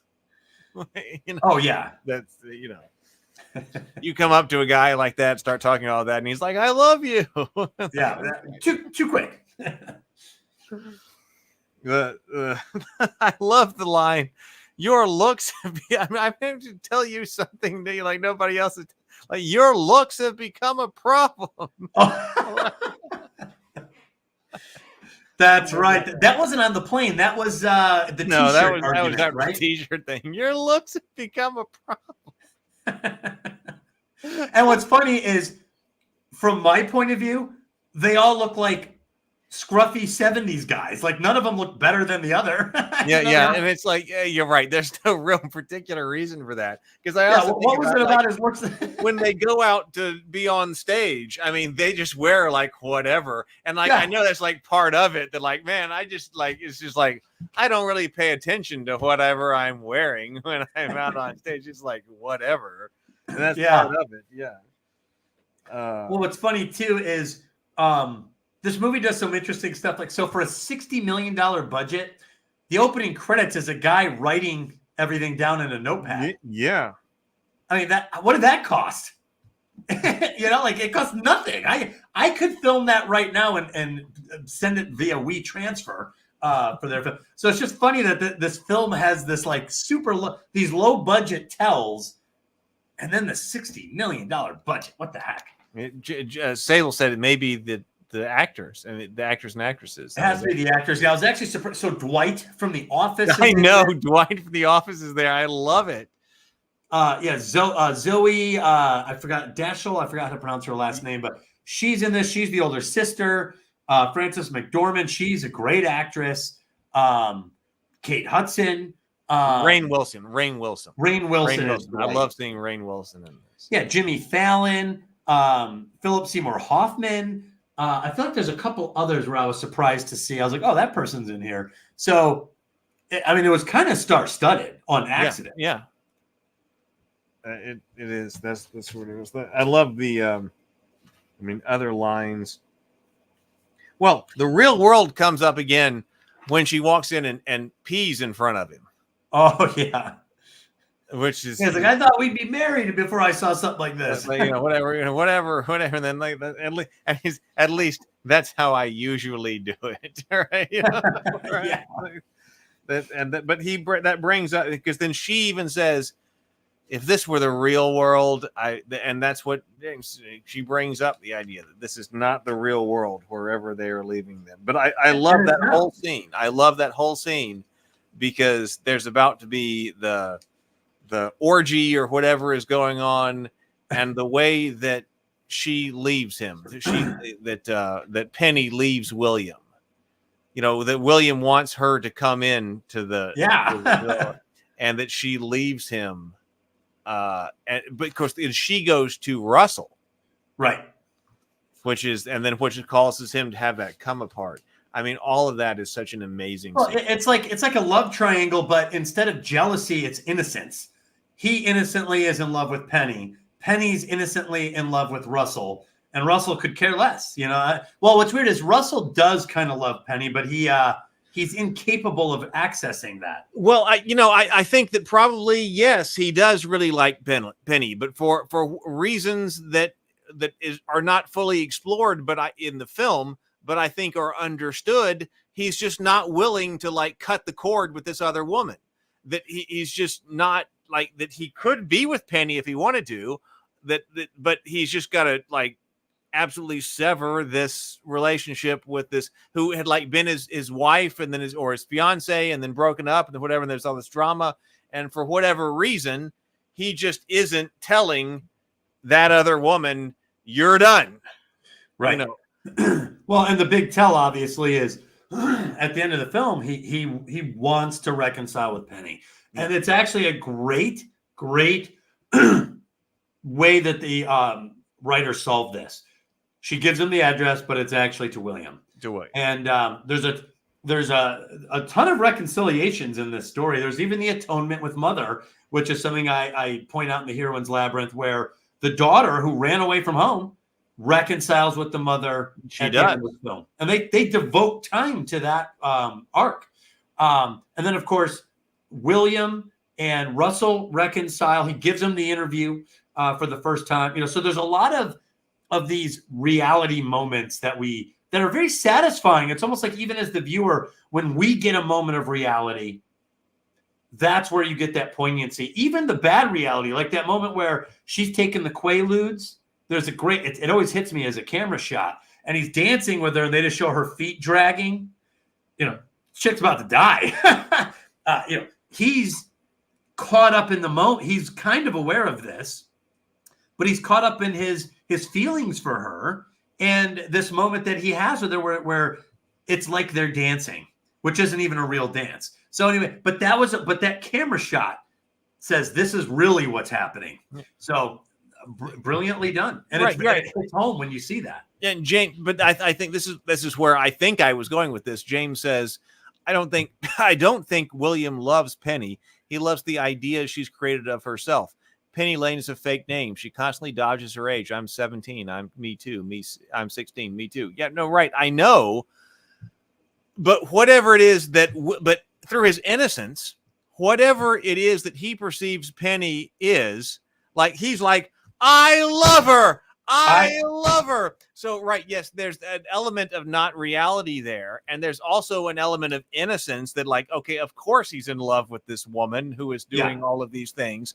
So is that real? I mean, I think that's a great point. But you understand why. And you're like, because when he's in that plane, you threw her away. She was your biggest fan and you threw her away. But I love her. I love her. You are probably thinking, well, probably not. But it's real enough for the moment. Like, I mean, you understand what that age is and what is going on here, and he is the one who's looking after her. Well, exactly. So I actually disagree. I do think he was in love with Penny. There are several scenes, and I love every time they did it. I think they did it a couple where he was wide-eyed. And as a guy, you recognize that look. This guy is enamored. He's in love with this girl. She could do no wrong. Like he can't, it doesn't matter what was going in front of him. He was locked onto her. And I think the fact that she's lying to him about that everything else about her is fake. I think that's part of the charm here, because it doesn't matter what her real name was. It doesn't matter what her real age was. He just sees her and he's in love with her. And she seems to like him a lot too, or have some feelings for him, but not enough to overpower where she's at emotionally either. She's really in love with Russell, but I do think that William was in love with her. It's that I think probably it's okay. Russell doesn't want to call it off with the other woman to be with Penny, who he could actually be with, and Penny doesn't want to call it off with Russell to be with William, who she could actually be with. I mean, I see symmetry there. Right. Yeah, there is some symmetry there. I think you're totally right. That's what I mean. It's like a love triangle, but instead of being based on jealousy, it's based on innocence. That seems to be the glue there. They actually seem to be rather non-jealous people. There's real vacancy in the jealousy side. I think William is probably jealous of Russell. He likes Russell, but then several times Penny gives William up for Russell, and William clearly feels that. There's definitely notes of jealousy, but it's never the dominant factor that each character deals with. Like, William never turns on Russell out of jealousy. He always respects everything. Like, there's that funny scene where there's the "Do Not Disturb" sign. Yes. And he's and he flips it and then he leaves. Such a passive aggressive move and so believable. It's so relatable. I love the line, by the way, also after that, but when Ben Fong Torres calls after the deflowering. Yeah. And William responds, Ben Fong Torres is like, "How's it going out there?" And William says, "I'm getting good stuff." Yeah, it sounds like it, but listen up, dude. I love that line. I have to admit, there was great dialogue too with the mom and Russell. There's that time where Russell gets on the phone and the mom starts getting stern with him, and he oddly "Yes, ma'am. Yes, ma'am." And I was laughing hysterically. I was like, "This is so fun," because even William is kind of in defiance of his mom. He's not as bad as the sister, but he's in defiance of his mother. He's not listening to her. And here's Russell, his idol. But when his idol talks to his mother, his idol adopts a very submissive, a very yes ma'am attitude. It was hysterical. And the way he acted, it was so he captured it. You're like, he is and then at the end of the film, he's not used to anybody talking to him like that before. Yeah, exactly. No one's talked to him like that before. And it's funny, at the end when she meets him, she's like, "I thought we had a connection." So funny, man. But anyway, yeah. So that was another communication sequence with two very unlikely characters. When after the deflowering, he's like, "I've never written more than 2 pages in my life." And one of the groupies like, "Don't worry, you will. Don't worry, baby, you will." And you can just tell that's not the problem that I'm having right now. That is not what is going on right now. And I love the reversal of the roles between the men and the women, the rock stars and the groupies, and then the groupies and William. Yeah. Because William has the line that ordinarily one of the women would say, "What am I to you? What am I to you?" Which is what ordinarily one of the women would say.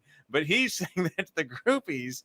And then he finds out because in the next cut, he's hauling the laundry to the laundry. Like he found out, because I love it. The emotion there. There's the reversal of those roles. But it's also, he got his answer. Yeah, you're here for the laundry. What am I to you? And then he gets his answer. The guy who needs to take the laundry. That was it. Yeah, beta male level stuff there, man. Yeah, another thing this movie does well. So we've got a lot of the themes that have been ironed out, which all of that resonates. The archetypal imagery resonates. This film also kind of has a real world take on the state of music. I felt that this film was like a fantasia of early 1970s rock and roll. And the take, which we get from Lester, is that the golden era is dead.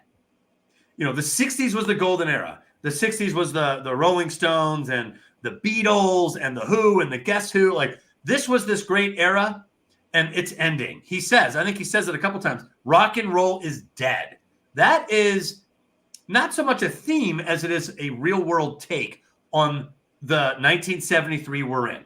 This is the author's interpretation of what it meant to be in the world at that time, to be late to the party, right? Or the believing that you're late to the party, that, the greats are over and now you've got these sellouts, showing up that aren't anywhere near the level of talent.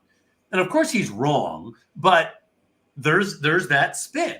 This idea that you're standing in the shadow of 1960s rock and roll, and you're 1970s rock and roll. You're the unimpressive younger brother of the 1960s.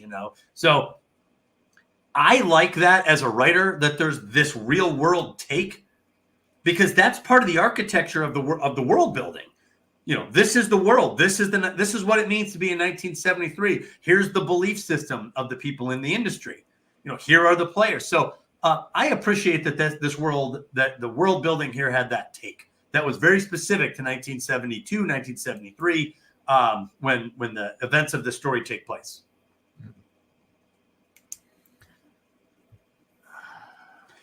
So I guess one bit of criticism. I feel like they used "Tiny Dancer" by Elton John one too many times. Oh, really? We play that at the winery a lot. So I've been thinking about this movie quite a bit too, because "Tiny Dancer" comes on at the winery, and so immediately I now think about this movie. So what's crazy is, like, "Tiny Dancer" is one of those like kind of guilty pleasure songs. Like, if you hear it, you're like, "Oh, I know this song. I like this song." But I never play it. I never choose that song. Like, when I think of early 70s, I could think of a million other songs to play, but maybe they had trouble getting some of the rights. Yeah, it is. It's a great scene. I can't take that away. Well, no, that scene where they all sing it together on the bus. Absolutely. I know. We were talking about that too. Yeah, Tony Danza. That has forever ruined that song on some level. Yes. But right, yeah, that's when it is done very well. That when they're all sitting there singing that on the song after they're leaving the party. Well, and keep in mind the world building. 1973 is a pretty important year. Vietnam ends in 1972, so all those like war protest songs, hippie protest rock, it's all done. All that's over. The war is over. You're not singing about some senator's son. You're like, you got to sing about something else now. 1973. There's no war to protest. So it is a different look for an industry trying to find its own voice. James says, "What made you guys like this movie this evening? Was even on the list? It was kind of unofficially on the list. I was talking to Doug. I was like, what should we talk about tonight? I was looking for a movie that maybe he already knew. And he said he hadn't watched in 15 years. But I was like, I was going off of the theme of movies that we love that are not in our general genre, and we should pay attention to why they work. But Doug watched it again last night anyway. So like this movie is one of those. The Thomas Crown Affair, I also said, needs to be on the list because I love the Thomas Crown Affair, even though it's outside of my general genre. So the Thomas I haven't Crown seen Affair, that yet. Thomas Amadeus Crown is one fantastic. for me. Amadeus, we need to do. You talk about that one all the time, so we need to talk about Amadeus as well, perhaps in season 2. So that's why. Lord Fullmine says Lester Bangs had some interesting real world takes on music as well. His review of Van Morrison's Astral Weeks is very well known. Oh, really? About that. Interesting. I might have to look that up. See, I like that, though. I like that there's a take on the state of rock and roll. What other movies do we get a take on the state of rock and roll? So I love that there's a take and that they stick to this take and that characters articulate this take. It really gives you some orientation to the world of 1973 rock and roll. And I appreciate that. Oh, yeah, Secondhand Lions. That's such a good movie. Yeah, talk about another you talk about illusions and like facades and things that you believe about yourself. There's that scene where he's like, I am not sweet. And it doesn't seem to be landing at all. It's like, no, you are. You're just kind of like a little sweeheart. Right, because like now like she like adjusts his bangs and is like, now you're mysterious. He's like, no, I'm not sweet. I'm cool. I am cruel and dark and whatever else. And I can ruin all of you. Right? Oh, yeah. Oh, does he say that? Yeah. That's a little bit of a dark side. Yeah. Yeah, and I can ruin all of you. If that's, but then you get. I love they come back to and they have to verify all of his information. Like of course, there's the scene that's like it's the fax machine, and look, it's only 20 minutes a page. You've got to get that and right. Where are we going with that? Wait, I forget where we were. So James says, I think taking a step outside of the wheelhouse is to your benefit. It's less comfortable, and you also pay closer attention because you're taking less for granted. So yeah. I think so. Yeah, I think so. So there are other Secondhand Lions, Thomas Crown Affair. What was the other one that we talked about? Oh, Thomas Crown Affair, Secondhand Lions. Yeah, Amadeus. Amadeus. Yeah, and what's funny to me is I've been actually writing notes down on this, and I might have even mentioned it on this channel before, but I've started to develop a concept, a premise for either a series or something. Well, I wanted to capture early 70s USC film school. John Carpenter, George Lucas was like already gone. He was already an alumni at that point. We had John Carpenter, Dan O'Bannon, Francis Ford Coppola, Ron Howard, Jim Henson, Roger Corman. All these guys are like hanging around the same place, and their stories are crisscrossing. I was like, man, I'm gonna grab a beer. Someone needs to bring 1973 USC Film School to life. Fictionalize these characters and show them intersecting, almost like an MCU style story where you follow this guy, now you're making Alien, and then you follow this guy and you're making The Godfather. It'd be I don't know, it'd be pretty incredible. So anyway, this movie tapped into a little bit of that 70s sense that I've been getting, this spidey sense of the 70s.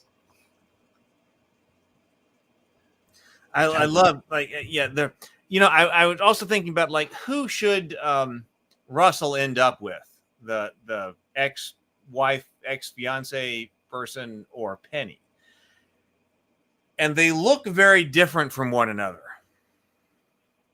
Dark hair, blonde hair. I mean, they're very different looking women.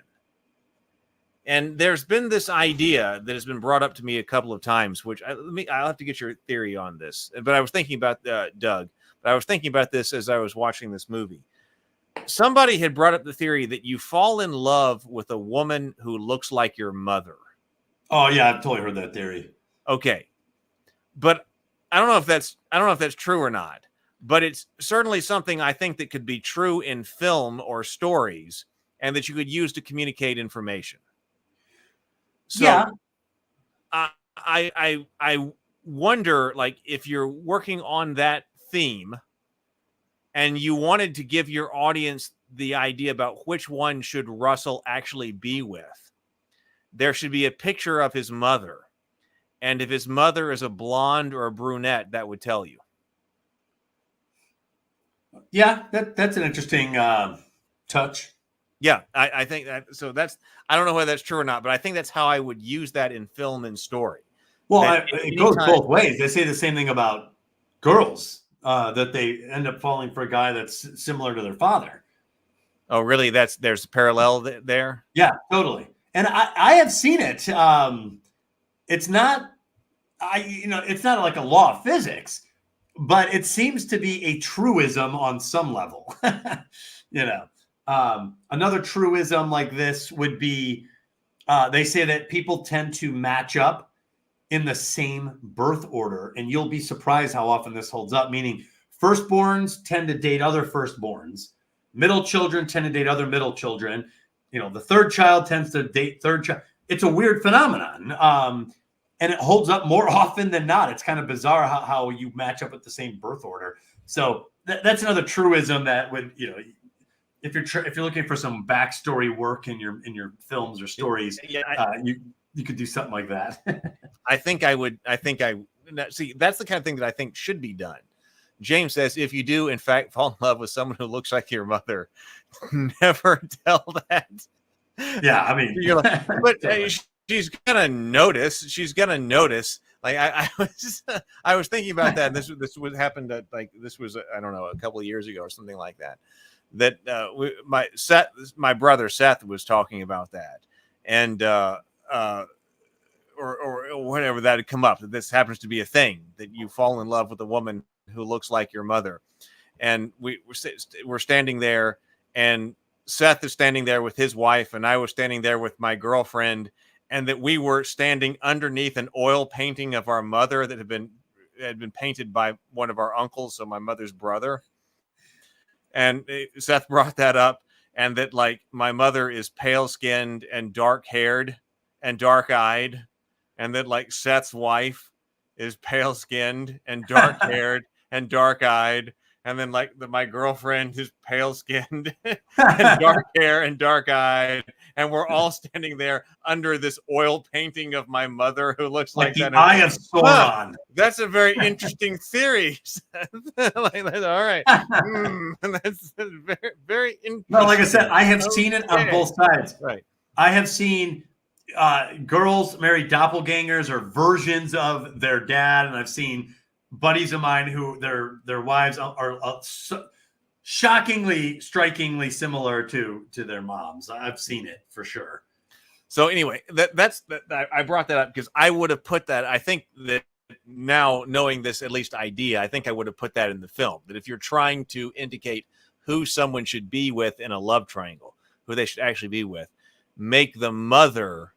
If the guy is trying to choose between two girls, maybe it could work for women as well. But I was thinking this, in that context, in stories and film, make the one that they're supposed to be with look like their mother. That's fascinating. So I'm going to look for that in the future, and I would certainly employ that now. Yeah, well, that's a good subliminal technique, I would say. Yeah. Don't make it there. Not that it always works or whatever else, but I think no. Well, there's it's certainly not an absolutism, Well, is there any other thing I got that Tiny Dancer song in my head now. Subliminal.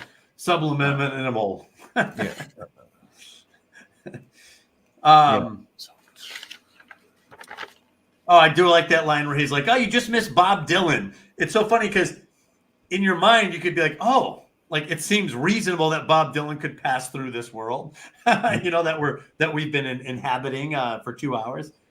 So yeah, I remember seeing a documentary on this 15 years ago, but if memory serves, the writer, Cameron Crowe, kept so much stuff in an attic from 1973 that the film used half of his stuff either for shirts, for cassette tapes. So a lot of the props in that movie are actually from Cameron Crowe's personal storage collection of things that he had from that era. So that's what, and to me, that also smacks of authenticity because it is authentic. Yeah, this is. I was thinking in terms of period films and trying to get all of that right. Megan and I were talking about that with period films. Like that's you think about a period film trying to get all of that right, and you're like trying to portray 1615, or something like that. But here we're trying to portray 1973. Okay, Right. Well, that's also not something that's easy when you're trying to put that on film. Well, Please do hit the like button, everybody. Thank you, James. Well, and also, there was every now and then I'll see a scene and I take a step back from being an audience member, and you become a director or a art director, set production design guy. And so there was a scene where they show an entire parking lot outside the venue where they're playing, and you see the buses. And Crystal, my wife, was with me for a second. And I was like, man, look at that. I go, that there's probably 200 cars, all from 1973 and earlier, scattered throughout this scene, parked. You've got people in costume walking around. It's a far shot, so you can see it all. And you got 1960s buses coming in and out. Every little piece of that shot was engineered mentally to do that. And yet when they put it in the film for 2 seconds, your mind just grabs it and says, okay, I'm in 1973. This is, you don't see all the work that went into it. Such a background B-roll style shot today. Like if I were to film a parking lot today, it's such an unimpressive shot. It's B-roll. It's nothing. And yet to create a B-roll film or a B-roll 2-second shot in this movie, you have to construct it piece by piece, car by car, thread by thread, all the way through. And I don't know. That's another thing that I tend to appreciate when I'm watching something like this. That I was actually also going to say, I was going to contrast part of my notes here, the Threshold Guardian that we loved so much. Yes. So that was the entering the other world. But then there is a return to the normal world, which is very important here, which I think this contrasts to. Now, it's not perfectly physically because you've been to his home again, but there in the story, there's definitely a time when you return to the normal world, and that's when his sister shows up and is like, "I'll take you wherever you want to go," and he's like, "I just want to go home." That's where I want to go home. And so when they show up at the home for that time on the threshold, there's another door there. They have their meeting on the porch, and then he goes through the door of his home. That's when we're concluding the story. We've returned to the normal world, even though in a couple of places we've been back to the home before he leaves again, because he experienced the call to adventure by Ben Fong Torres who come. But we return to the normal world once he says, "I want to go home." We end up on the porch again. We go through another door on that threshold, and he returns home. Right. That's coming back home. Right. The return, the departure and the return. Yeah. So I did not, I'm on a mental break, I guess you could say. I did not attempt to analyze this archetypically. Like I didn't try to match it up to the Heroine's Labyrinth or see if it matched up, nor the Hero's Journey. However, the basic nature of this tends to suggest Hero's journey since he is leaving home to an exotic other world.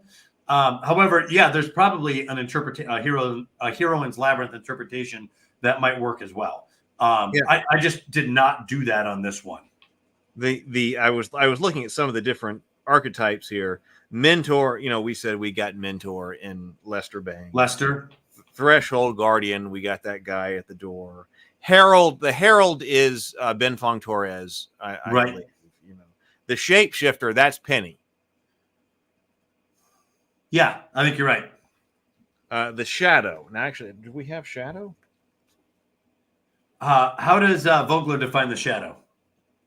Let's get Shadow. He says, the archetype known as the Shadow represents the energy of the dark side, the unexpected, unrealized, or rejected aspects of something.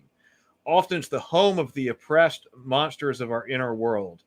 Shadows can be all the things we don't like about ourselves, all the dark secrets we can't admit even to ourselves. It sounds like Russell would be the Shadow. He's the idol. He's what the journalist can't be. You know, he's the object of Penny's love, which is what William desires. So he's the Shadow. You know, he's what all these people wish they could be. The head guy of a rock band who seems to just glide through and doesn't appreciate all that he has.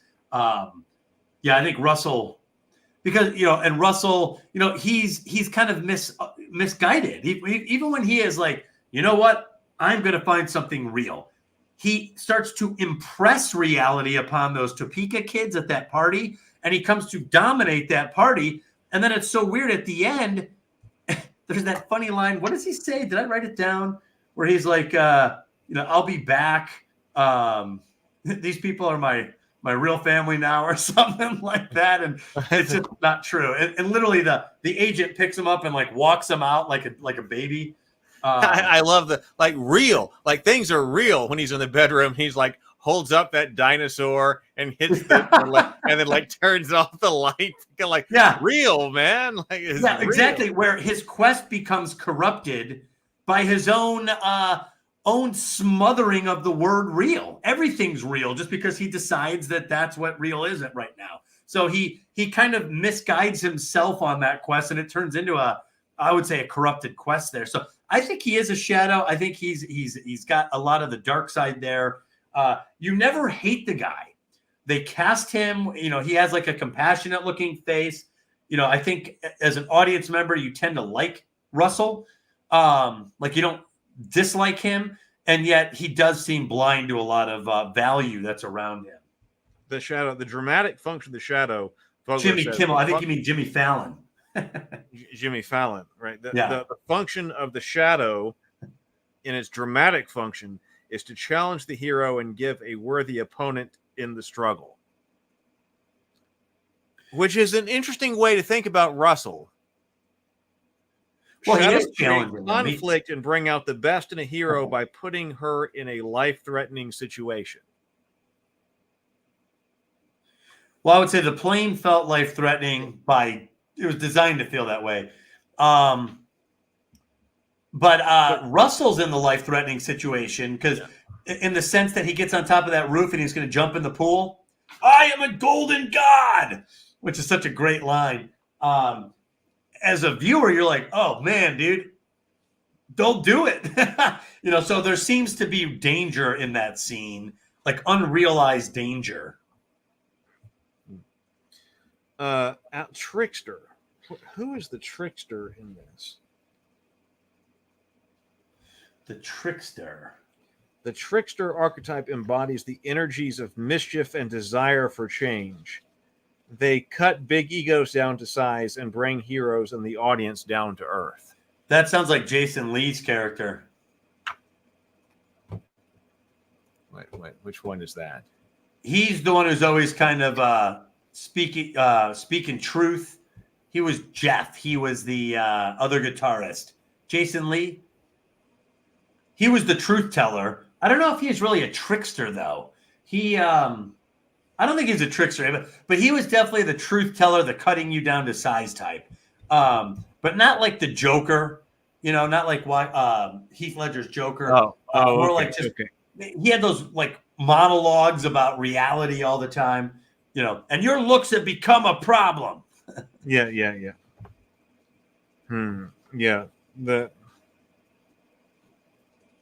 I don't know. I would say he does cut big egos down to size and bring heroes and audiences down to earth. He does do that.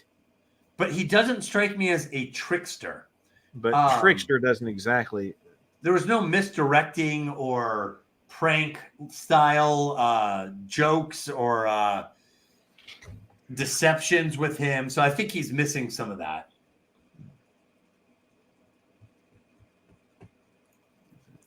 Yeah, I don't know who I would call an actual trickster archetype in this. Yeah, I'm looking through the cast. I don't know. I don't know if there's anyone that I would say is clearly a trickster. But we've identified the hero, the mentor, the threshold guardian, the herald, the shapeshifter, the shadow, allies, and then some elements of the trickster. So yeah, and because I do love the contrasting between the ordinary world and the other world in this, and then the return to the ordinary world. So I think there's a lot of that. Yeah, there's definitely some of that going on. Yeah, you're on a 1973, fun house in this, just going around on the roller coaster. Yeah, what's funny, we're all this talk about like what cool is. Remember what his sister says. She's high as a kite. Her eyes look like saucers, and she's like, "One day you'll be cool." And then she kind of leaves, And then it's funny too. I don't think we even mentioned there's a real funny line in this where he's talking to Lester on the phone. I think it's near the end. And Lester's like, "Dude, I met you. You're not cool." I met you. You're not cool. Right. You are not cool, bro. But he identifies that because he's not cool. Like, he's not saying it to be mean. Right. He's like, "No, dude, listen, this is it's like recognizing like." Yeah. I met you, bro. You are not. Yeah, I met you. Cool. You're not cool. When James says, "When cool isn't real," it's exactly what a trickster would want to point you in the direction of. That's true. As far as the industry that's there, that's the I'll have to think about that. Well, you can have double archetypes. You can have an archetype that serves both functions. God,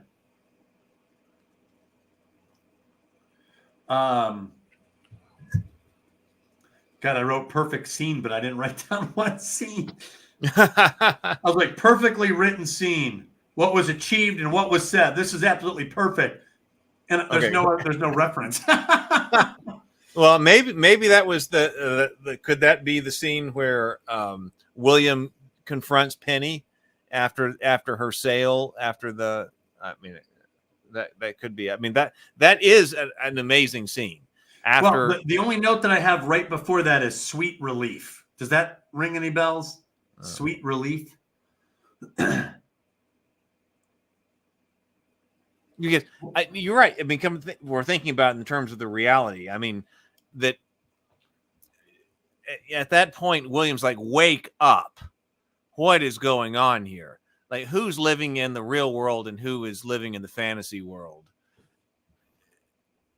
At that point, it's William that is the advocate of the real world, and like Penny, like, what is going on? Oh, now Anna, I love that. I love that girl in this movie. Okay, wait a minute. Who is she? She plays Polexia. Yeah. I love that. I love that line. I love that scene. That's earlier on in the film when she's articulating Act 1, where she pretends, she is not interested in him. Act 2, where he is not interested in her, but is drawn to her. That is a great little monologue. You're totally right. And how the camera follows her accurate monologue. Yes. Wait, which one is? Oh, which one is that? Yeah, there's a lot of characters in this movie, but they all serve a purpose. Yeah, no, she plays. Well,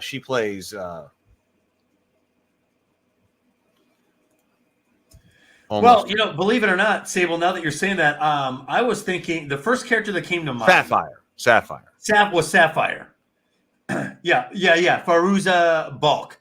She was the first character that popped into my head for the trickster. She seemed to have a little bit of that chaos energy to her. Well, And I do love it because she's the one who comes. She calls him Opie, and at the end of that first night, she glides up to him in another scene that I absolutely love, and she kisses him.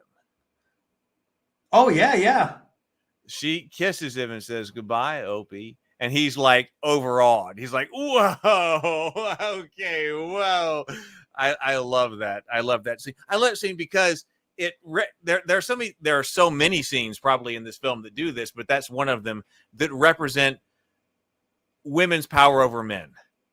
and that's one of them. I mean, there's a lot with his, being in love, but like when she just glides up to him and kisses him on the cheek, and he's like, "Oh my God," like, he's just.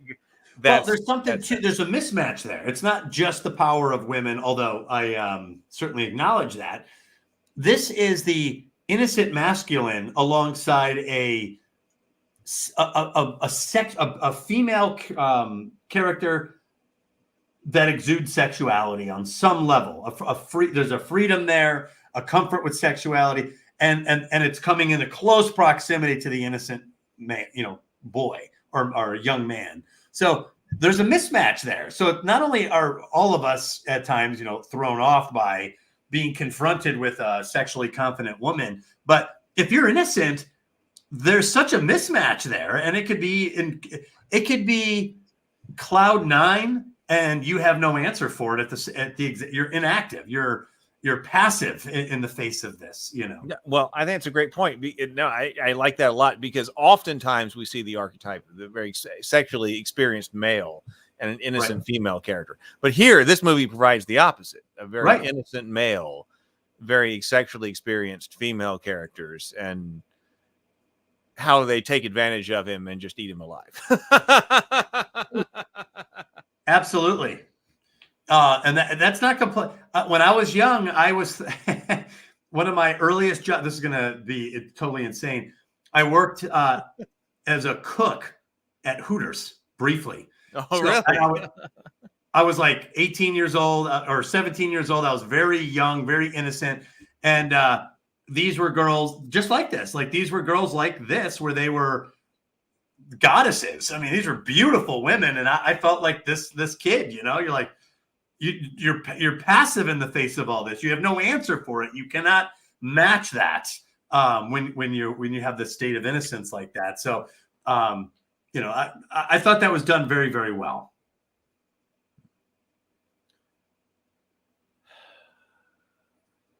Well, is there anything else we should say? I love this conversation. I thought this was a really good one. Like I said, non-standard kind of movie, but man, this one really has some impact on me. And like I said, it's one I go back to all the time for just. Yeah, I will say that I do like the ending. I like that he doesn't get Penny in the end. I like that Penny outgrew him. Him being William or him being Russell? Russell. I like, because Penny was infatuated with Russell, and you saw the damage, the interior damage it did to Penny. She hid it. She hid all of that behind a mask of playful enjoyment, satisfaction, total fulfillment, engagement. She was very interactive, very confident, and it was all a facade. Underneath, she was a mess. She was falling apart. She was failing to uphold. She was failing to reconcile this innocent desire for this dude with the reality that she was in. Right. She lost innocence at the end. Right. She was realized what was going on. Yeah, she was a tragic figure in this. So the end, when you feel like Russell's like, okay, I'm ready to be cool to Penny. Part of me was like, okay, cool. Let's see if these two get together. And then she gave him the address, and I was like, because I didn't remember how it ended. So I was like, oh, okay, she is going to reconcile. I remember being like, okay, well, if they reconcile, that would be satisfying. But when Russell goes to William's house instead, and you realize that she had outgrown him, she didn't need to see him again. She was living in another house. She had a life somewhere. I was more satisfied. I was like, okay, and she it's a outgrew reconciliation of William and Russell. Right. And then we got this we got this other reconciliation between William and Russell, and we got the interview that he owed him all this time. We got the funny reconciliation between Russell and the mom, I felt that we connected, she said. Just ridiculous. He doesn't realize where am I? What is going on here? I do love that. Yeah, that was great. So I felt the reason I liked the ending as it was, besides just between Penny and Russell, is because I wanted to see that she had outgrown him, that she wasn't frozen in the innocent illusion state and got away with it because she got what she wanted. So I felt very satisfied with that. And then I loved all the rest of it. So this to me was almost a perfect script, a perfect film, perfectly filmed, perfectly acted. It's a 10 out of 10 for me. This was an absolutely great film. I agree. This is like I said, when a film like this comes around that is outside of your genre, that you cannot tear your eyes away from, you should take notice. And this is one of those films. And that's why I study it. And that's why I love it. And that's why I go back to it. Yeah. And I think that it reinforces what James said in the chat earlier, that this film probably has outlasted all those other great films of the year 2000. Almost Famous, this very obscure. What's weird is it's not really obscure. Like if you ask someone, have you ever seen Almost Famous? If not, they know what you're talking about. It's not obscure like maybe Ex Machina, which I think is a great film, and film buffs will know it. But we need to talk about that one too. Well, but like the general public might not know about Ex Machina, but the general public knows about Almost Famous. Oh, Sable said that. Okay. Yeah. Oh, that's right. Sable said that. It was that this film outlasted things like, or probably exceeded Gladiator and Castaway by the magic of time. The magic of time has elevated this film. And I believe that all great works are elevated over time. So this meets that criteria. We need to make T-shirts that say "I am a golden god." Yeah, that makes sense. If those T-shirts aren't out there, dude. And one of the great setup lines of all time. He has all that. He just ate a bunch of acid. How do I know when it's kicked in? And then I am a golden god. I know. Totally set up line. It was one of the best, man. I know, but he is on acid. How do I know when it's kicked in? I know. Well, the other thing that I found weird, and we don't have to, I guess, explore this too much, but there was a weird, I felt sadisticness in the Topeka kids. They did seem a little sadistic. They had this rock star in their midst. They seemed to not care about what he cared about, which was authenticity. And they seemed to be like egging on his destruction. There was real, like cheering him on. Like, I know that's maybe like a high school kid thing, but there seemed to be just a touch of sadism in those. We're just Topeka kids, we're just the, regular people. They seem to be okay with him. Well, that's a fantastic question to bring up because, okay, so yes, I didn't see it as sadism. I think it could be read that way, but it's when you're talking about like, what do you want as a high school kid? But so I didn't see it as sadism, but self-destruction, I would totally put in there. It's the worship of self-destruction, that idea of what you go for, you live fast and die young. That's what they're looking for. Like, what should you do? You should do drugs and jump, be a rock star and then do drugs and jump off the top of a building. Like that's, if it's anything less than that, then that's not living out this fantasy of self-destruction, of ultimate self-destruction. Yeah. Yeah. Yes. Okay. So that's my point. It's like, what is that? I explain that reference. Sable for $2. Thank you. Sable says the Topeka kids were kind of like the Lotus Eaters. Yes. Lotus, was that they're expecting something the 10th out Warrior of or the 13th Warrior? What was the Lotus Eaters or the Vikings? Oh, from the Odyssey. Yeah. Okay. So I think it's been reused. There is something called the Lotus Eaters. Hold on, let me look it up. I've seen this somewhere else. I think it was James for $10 says the ending was Russell finally choosing what was real over what was cool. Penny represents what is cool, and there's nothing real about her, but we all want to be cool, and so remember her fondly. But Russell being true to himself by making good on his word and what is real is thereby cool. It's the most satisfying ending. Okay, I agree, so James. I like that, James. I like so that a lot. figuratively, Lotus Eaters denotes people who spend their time indulging in pleasure and luxury rather than dealing with practical concerns. Yes, and I think that applies with the Topeka kids. My only other point was, as Russell's quest became corrupted, where his ability to, where everything became real, no matter how ridiculous, where he just began to imprint this crusade over everything, the kids entertained that misdirection. They entertained the fact that he wasn't actually doing anything more real than he was when he was with his band.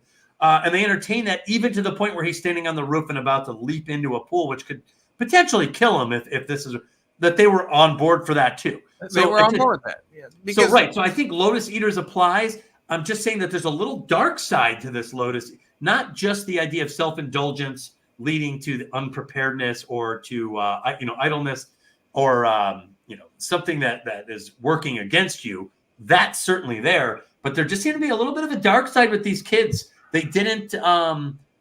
They really allowed Russell to misfire, in my opinion. They encourage that. They absolutely encourage it. Yeah. Yes, they encouraged it, and I feel like the quest, which had began in earnest, when he's like, you know what, I want something real.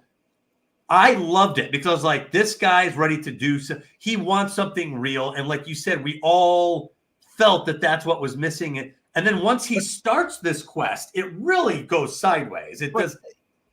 Is it because Sable says, well, the Lotus Eaters are a sign of self-destruction. Self-destruction through utter hedonism and departure from a dream state. And I'm just asking here, is there something about the idea about reality being death that confronting, if we're heading toward reality, well, reality is whatever, but like your death and self-destruction is an ultimate kind of coming to face with reality. Well, that's like the idea in Shogun. They covered this, the idea of beautiful legend or messy reality. Or Life of Pi deals with this. Which story do you want to hear? The one with the Richard Parker, the tiger and the zebra, or do you want to hear that my mother was cannibalized and killed by the cook? So there's a sweetness to the illusion, and we need illusion sometimes to help us. However, being able to confront reality and the messiness and the nastiness and the harshness, there's a power in that. There's a power in being able to deal with reality and to function under those conditions, rather than to descend into a state of disillusionment. Or you've seen movies of serial fantasists. There's a power in fantasy. There's a power in the insanity of being completely disillusioned and losing yourself in that too. It's a bizarre thing, but that is more along the line of the Lotus Eater, in my opinion. I personally prefer the ability to function. I'm not saying I can always do this, but I prefer the ability to function under the harshest realities and acknowledging those harsh realities at all times, no matter how discomforting, and then operating and functioning and being effective there, rather than moving off of that into the state of complete illusion and not knowing where reality is. I always think of it like a helicopter in the fog. Reality is the mountain. And if you lose track of that, you will crash into it with your helicopter. So this movie totally dives into the deep end of those themes. And I think extremely well, extremely effectively. And Sable, thanks for reminding me of the Lotus Eaters. I've seen them manifested in other shows. I want to say that the 13th Warrior, which was another huge box office bomb. There was something with the Lotus Eaters there. And yeah, you've seen versions of them manifest in other movies and comic books and stuff as well. But yeah, the Topeka kids had that vibe, Oh, brother, right there. Eaters of the Dead. That's Eaters right. of the Dead. Yeah. That's it's been 13th so Warrior. long since I've seen 13th Warrior, man. That has been forever. I've probably only seen it once. That's actually got a really good soundtrack. Yeah. Okay. Well, all right. Is there anything else? No, I thought that it was. I loved watching it again. My wife will usually come in and sometimes she'll fall asleep watching, Empire Strikes Back or whatever the heck I want. She watched the whole thing with me. We both watched this movie all the way to the end. She had better not fall asleep during Cultist episode 1 or season 1. Not. She had better not fall asleep during that. Yeah, she won't. And I will be diving into the Cultists very soon. Yeah, with my pencil and notepad. We got to read. Everybody, hey, remember, we got to read City of Reckoning. We got to read Mother of Believers by Cameron Pasha. We've got to read Paradise Lost. I'm just telling you what's coming. Paradise Lost. And then also we will be doing The Hobbit and the Fellowship of the Ring and things like that. So if you need to reacquaint yourself with any of those things, please do so. Please go ahead and get started. I've been waking up. As soon as I wake up in the morning on my best days, not every day, on best day, wake up in the morning, I just have and also Heroin's Labyrinth, but you have the book by your bed. Genesis. Yes, we're doing Genesis as well. Genesis in the Bible. So reacquaint yourself with Genesis. There's a lot going on. So if you're here, actually, probably I'll put a link to the Discord. Let's put in the link to the Discord here. Raven. Yeah, if I were all of you guys, and this is me advising myself too, I would start reading The City of Reckoning. That's a big book.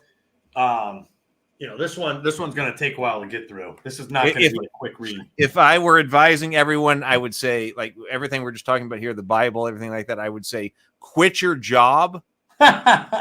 There's no need for you to have it. Just read all of these. We shall become lotus eaters. Right. Right. Just like of pop culture. There's no need for you to have a job or employment anymore. Sacrifice that for this. Drop all your responsibilities and just dive into these tasks. All right, everybody. This was great. I enjoyed this because this is one of those. So we'll do some more of these off genre movies from time to time. Yeah. Well, totally. And it's still part of pop culture. Yeah. And these are films. Obviously, a lot of the people in the chat love this film as well. I don't know who could watch this and not love this film. I know. It's just like you watch that. I'm like, you've got to watch. Whenever I tell somebody, "Oh, you don't know this film? Let's watch this film." They love it. Yeah, there's a few films I remember in my life where I had the experience. That was great. Yeah, well, and I'm sure everyone has their own stories here, but there's certain films that you remember being sucked into. Like you didn't intend to watch it. You're doing something. It's on TV. You keep glancing at it. Pretty soon, you're like sitting in front of the TV and you're in the store. This was one of those movies. I didn't see it at the theaters. I don't think anyone recommended it to me, and I got sucked into it. Almost famous. Another one was Gattaca. Oh, really? There was a time. This was a long time ago. My mom and I were in an argument, and the TV was on, and the credits started for Gattaca. And we were arguing, we were going back and forth about something. And slowly but surely, the argument had longer and longer pauses as we were watching the TV. And before you know it, the argument was over and we were talking about the movie we were watching, which was Gattaca with Ethan Hawke and Uma Thurman. Alan Alda's in that one. That's another good one. I like Gattaca a lot. All right. Well, everybody, let's call it here. I will see you tomorrow. I got to make a thumbnail because I will see you tomorrow morning at 9:00 on the Heath's Geekverse channel or the Cultist channel. We will talk more about designing the Cultist RPG, which is headed to Kickstarter soon. So 9:00 in the morning grind will be live. Thursday, Vic will be back. And then a week from tonight, with the 100th episode, we will have a rolling panel and it'll be a great time. All right, everybody. Thank you so much for being here with us tonight. I have loved it. I will see you later. Good night, everybody. Great seeing you guys again. Later.